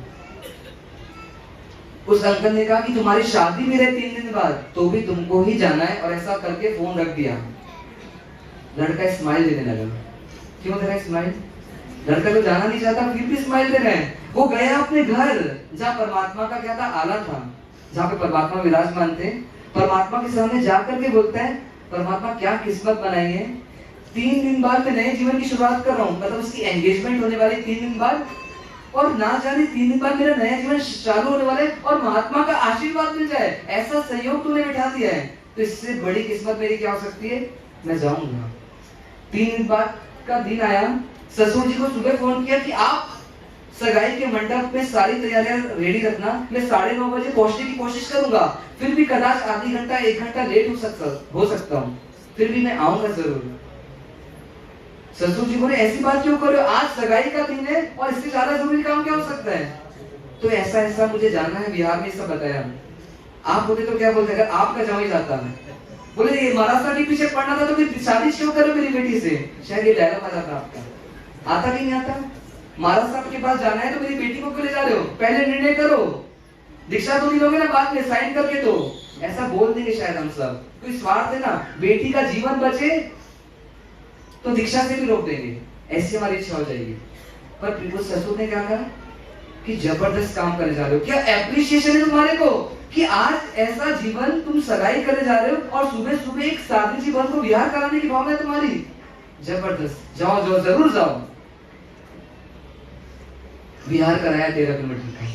साध्वी जी भवन विहार कराने के बाद साध्वी जी को बोला वासक्षेप दे दीजिए। तो बोले क्यों वासक्षेप मांग रहे हो, तो बोले आज मैं सगाई करने जा रहा हूँ। साध्वी जी बात तुम्हारी सगाई है और तुम विहार गए हो। अरे बच्चा बीमार होता है तो हम प्रवचन में नहीं आते, और उनकी सगाई होने वाली हो बिहार में महाराज साहब के साथ। महाराज साहब ने आशीर्वाद दिया कि तुम्हारा जीवन अच्छा बने, और वो गए, उसी ड्रेस में गए, पूरा पसीना से लथपथ, महंगा हो गया, बाल भी रेडी नहीं है, और सीधा क्या किया, उस स्टेज में प्रवेश किया। लोग देख रहे खड़े होकर के, और सब ताली बजाकर इनका स्वागत कर रहे हैं। और उसी ड्रेस में, जिस ड्रेस में बिहार में गए थे, उन्होंने उसी कपड़े में ना कोई चेंज किया, ना कुछ तैयारी की, और उसी रिंग सेरेमनी को उसमें। ऐसा उत्कृष्ट एग्जाम्पल आज भी है। मेरे साधु भवन पहले, मैं तो संसार में जा रहा हूँ, संसार में जाऊंगा तो पाप ही करूंगा, पर इनको विहार कराऊंगा, ये सही सलामत पहुंचेंगे तो शायद ये जिन शासन की प्रभावना करेंगे। तो मैं साधु तो नहीं बन सकता, पर कम से कम इनके विहार में सेवा तो दूं। इस शरीर से बहुत पाप किया, पर इस शरीर के माध्यम से आज इनका विहार करा दूं, ऐसी भावना थी। एक दूसरे भाई, भाविक भाई, 8 महीना रोज 4:30 बजे उठते हैं। आप बोलोगे क्यों उठते 4:30 बजे? विहार कराने के लिए नहीं उठते, विहार नहीं करते वो 4:30 बजे से। तो फिर क्या करते हैं, ना समाहित करते ना प्रतिक्रमण करते, और 4:30 बजे से कोई मूर्ख नहीं कि मोबाइल चलाए, तो करते क्या होंगे 4:30 बजे से। पर ऐसे भावी भाई मुंबई में बहुत सारे एरिया के लड़कों को बिहार सेवा ग्रुप में जोड़ रखे हैं। 4:30 बजे उठते, एक एक लड़के को प्यार से उठाते कि भैया उठो, जाना है आज बिहार में तुमको, वो साध्वी जी भवन के बिहार कराने तुमको, वो साधु जीवन को उस कॉलोनी से उस कॉलोनी छोड़ना है। ऐसे एक एक लड़के का कोऑर्डिनेट करते, सबको उत्साहित करते।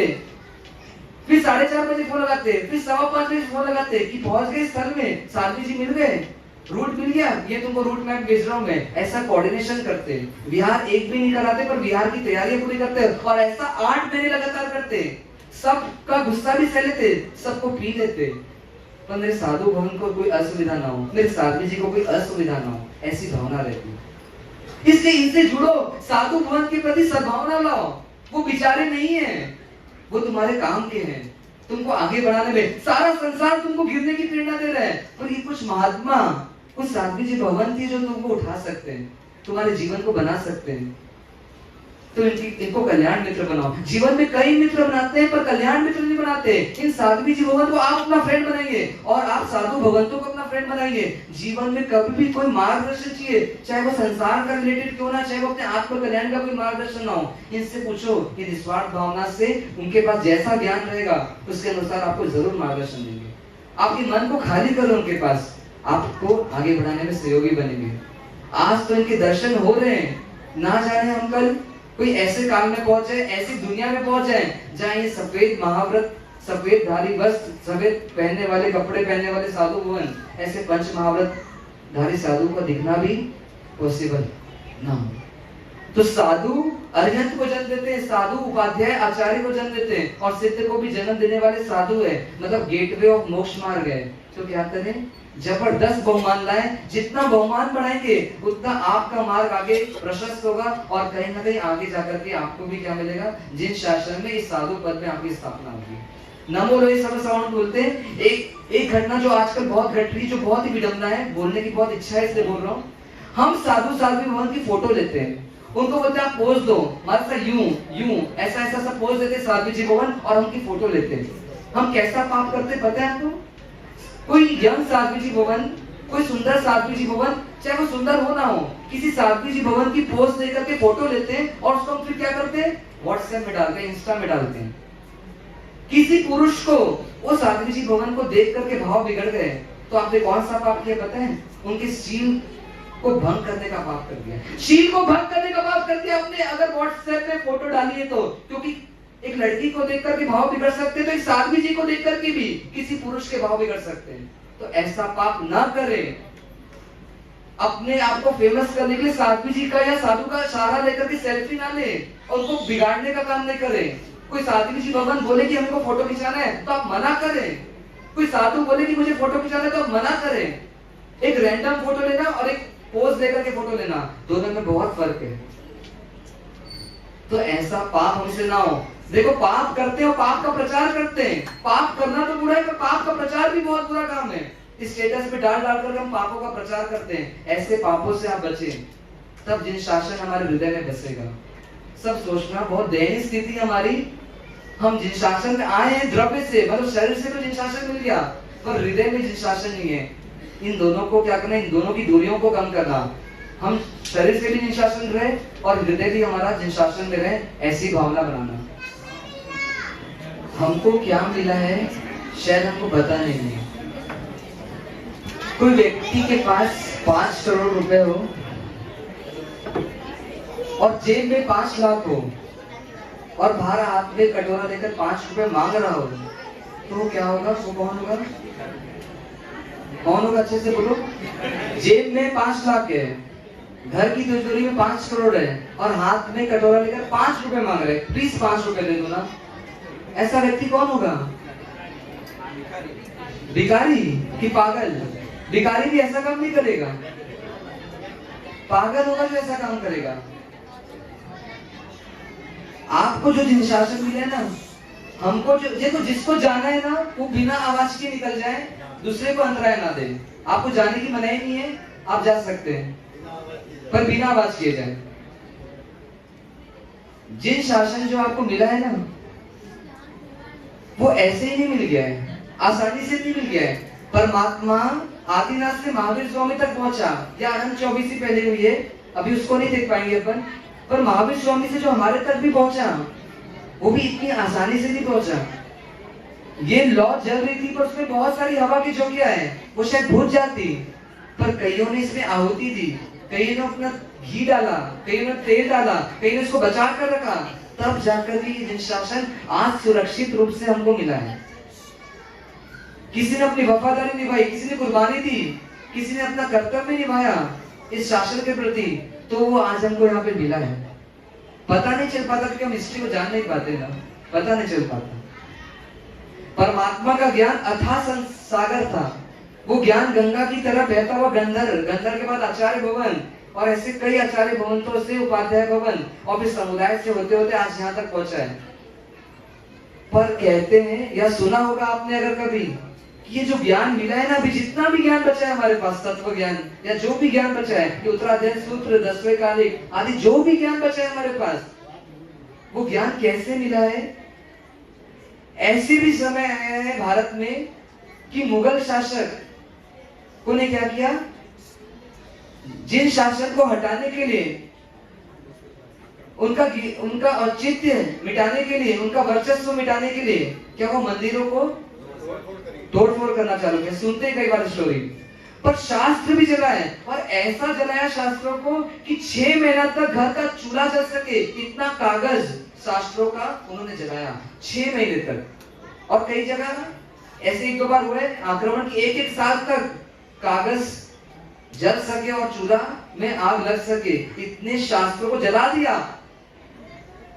फिर भी आज हमारे को ज्ञान मिल पाया क्योंकि कईयों ने इस ज्ञान की रक्षा की।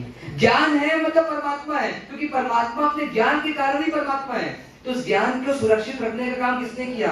हमारे आचार्यों ने कुर्बानी देकर के भी की। ओगे को गजरान को साइड किया और युद्ध भी किया और युद्ध में मारे भी गए, फिर भी ज्ञान को सुरक्षित रखने का काम किया। पर आज ज्ञान मिल तो गया, पर कहाँ मिला है? ज्ञान भंडारों में, उपास्य के ज्ञान भंडारों में ज्ञान शोभायमान हो रहा है, शो पीस की तरह। एक एक ज्ञान परमात्मा बनने की रेसिपी बता रहा है हमको, परमात्मा बनने की विधि बता रहा है, पर धूल खा रहा है, धूल साफ करने का समय नहीं है। ज्ञान पंचमी की आराधना करते हैं हम सब, करते हैं ना। मरसा कितने कमाशते देना है 51, मरसा क्या करना है उपवास, फिर पेंसिल रबर क्वालिटी का चढ़ाते हैं कि ज्ञान चढ़ेगा, ज्ञान चढ़ेगा, ज्ञान चढ़ेगा। अरे क्रिया से ज्ञान चढ़ रहा था तो अभी तक तो केवल ज्ञान हो जाता, पर ज्ञान का बहुमान नहीं है, वो सम्यक ज्ञान धूल खा रहे हैं। अरे पढ़ नहीं सकते, पात्रता नहीं है, समय नहीं है, और उस ज्ञान को सफाई करने का भी समय नहीं है। ज्ञान पंचमी की असली आराधना ये नहीं है कि हम 51 खमाशने दे दो, फेरी दे दो। ज्ञान का बहुमान करना ज्ञान पंचमी की आराधना है, पर हमको बहुमान नहीं आता। दिवाली की सफाई करते हैं कहाँ की? घर की। उस सफाई को करके पाप ही बांधते, पर किसी का मन ये नहीं बनता कि अपने उपाश्रय में जाकर के ज्ञान भंडारों की सफाई करूं, साल में एक बार तो करूं कम से कम। ऐसा कोई श्रावक या श्राविका आता नहीं कभी। महाराज साहब कर लेते, क्योंकि महाराज साहब को उस ज्ञान की वैल्यू है। महाराज साहब का काम नहीं है, श्रावकों का काम है, पर फील नहीं होता कि मेरे परमात्मा मंदिर में जैसे विराजमान है, मेरे परमात्मा इस ज्ञान में भी विराजमान है। ये जिन प्रतिमाएं मिली है ना, ये भी बहुत मुश्किल से मिली है। ऐसा भी समय आया, मलेच्छ जाति के लोग, सुने ना, मलेच्छ जाति होती है, भारत में कई जगह आक्रमण किया। जैन के कट्टर विद्वेषी कई जिन मंदिरों को उड़ा दिया, जिन प्रतिमाओं को खंडित कर दिया। पर जहां जहां आचार्य भवन की चल सकती थी, अपने शिष्यों को, ऐसे भी आचार्य बंद हुए जो 500 शिष्यों को आदेश देते हैं कि तुम अभी अपना साधु जीवन में बाकी सब चीज छोड़ो, स्वाध्याय तप आदि, इन प्रतिमाओं को लेकर के सुरक्षित जगह पहुंचो। ओगा जैसे मानते ना साधु, ऐसी प्रतिमाओं को छाती में बांध करके निकले साधु विहार करते हुए। प्रतिमा को सुरक्षित किया, कहीं पर कभी जमीन में गाड़ा, कहीं कहीं रखा। मेरे परमात्मा को नुकसान नहीं होना चाहिए, क्योंकि परमात्मा रहेंगे तो शासन रहेगा, शासन रहेंगे तो साधु रहेंगे, साधु रहेंगे तो श्रावक रहेगा, श्रावक रहेगा तो चतुर्वेद संघ चलते रहेगा। ऐसा लंबे समय का फायदा देखते हुए उन साधु भगवंतों ने क्या किया, उन प्रतिमाओं को सहेज करके रखा।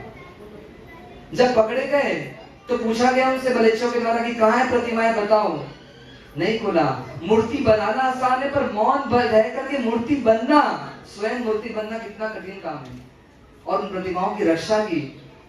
एक एक साधु भवन को उड़ा दिया गया, उड़ा दिया। जैसे चींटी मरती ना हजारों की संख्या में, ऐसे 500 साधु भवन का टोला मलेच्छों के द्वारा उनकी हत्या कर दी गई। आचार्य भवन अकेले रह गए।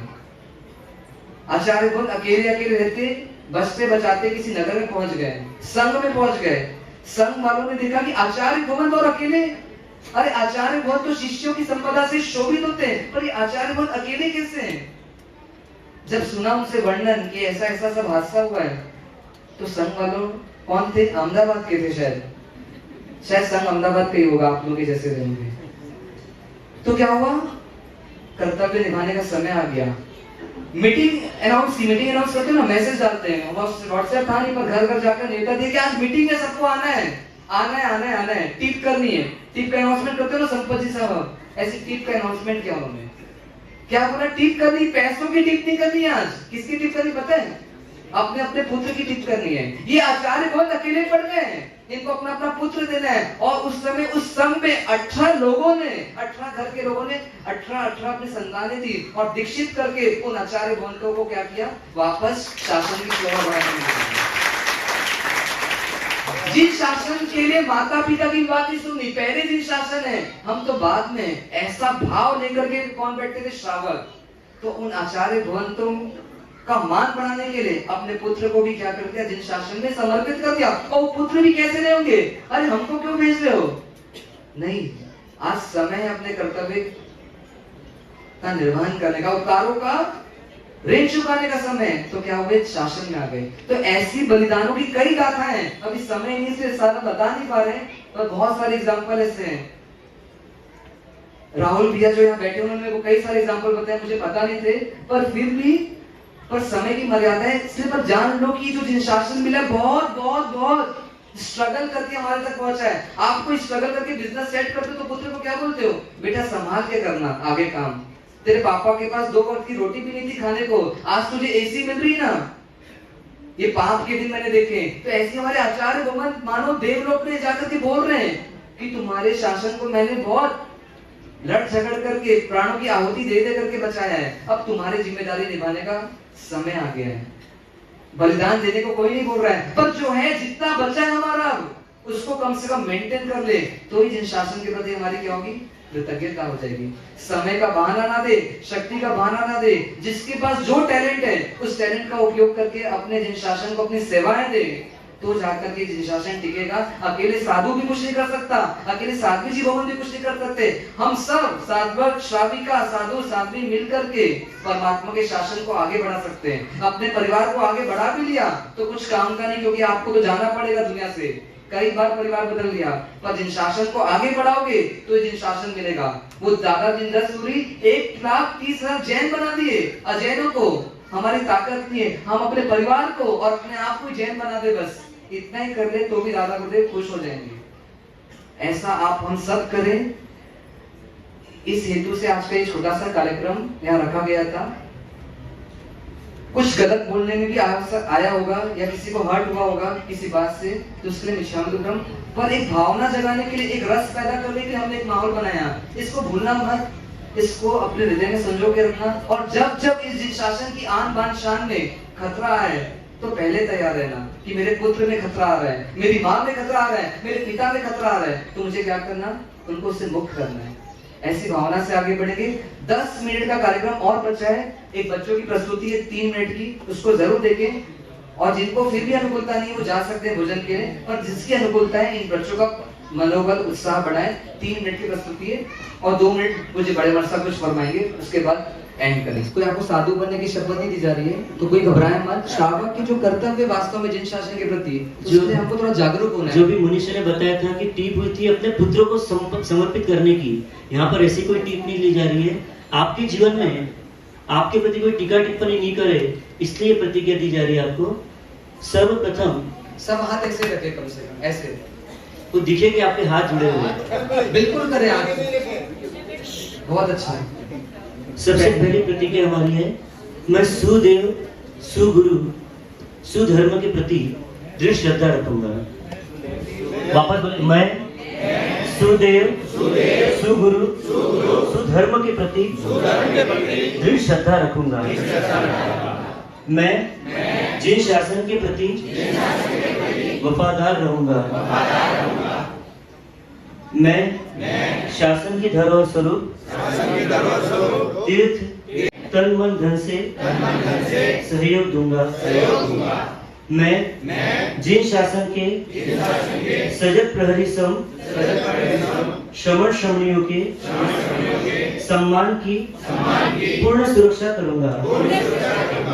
मैं किसी भी प्रकार का लोक विरुद्ध कार्य नहीं करूंगा।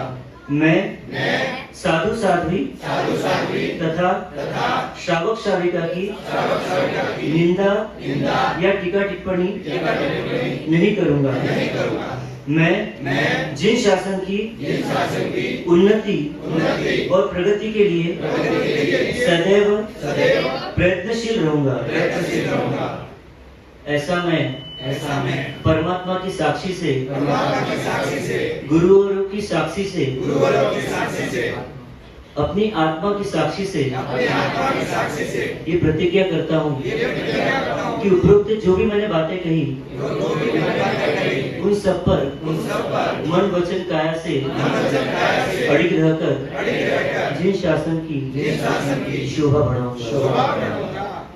हर्ष हर्ष हर्ष हर्ष। बहुत बढ़िया प्रतिज्ञा दिलाई आपने। आपको इसमें ना बेटा देना है, न संतति देना है, न संपत्ति देना है, मात्र अपने संस्कारों को सुरक्षित रखना है। और ये संस्कार सुरक्षित रहेंगे तो आने वाला समय हमारा होगा। यदि हमारे संस्कार को सुरक्षित नहीं रख पाएंगे तो हमारा नाम किसमें होगा। किसी को अपनी प्रतिज्ञा याद न रहे तो इसकी आप हमसे कॉपी ले सकते हैं, आपको लेना हो तो फोटो आइए। छोटे वीर से प्यार तो हर पल कहना चाहिए।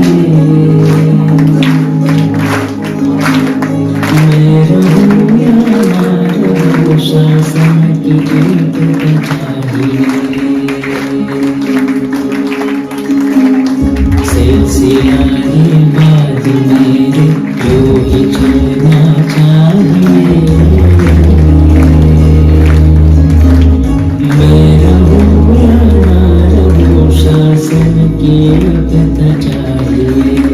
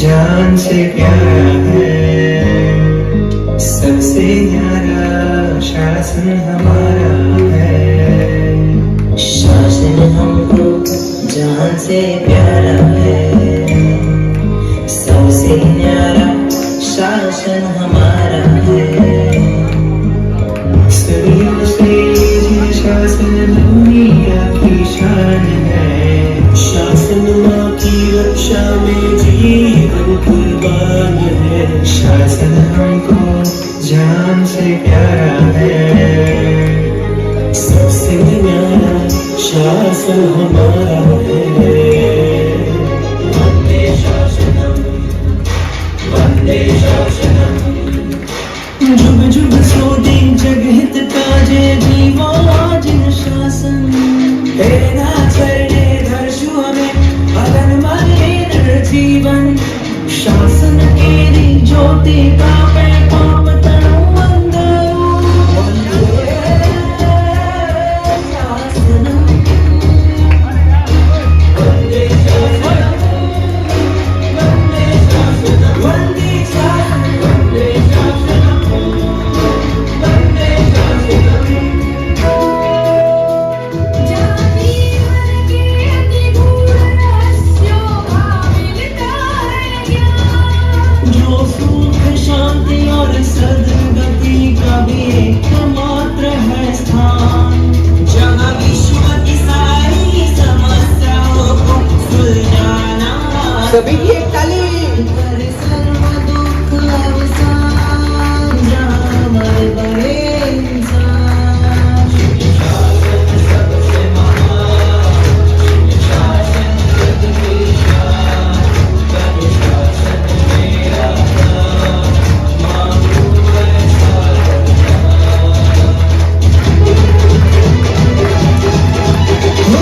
जय शासन सोहे वीर मन मोहे जय शासन सोहे वीर मन मोहे ध्वजाऊं चढ़े भैया चढ़े ध्वजाऊं चढ़े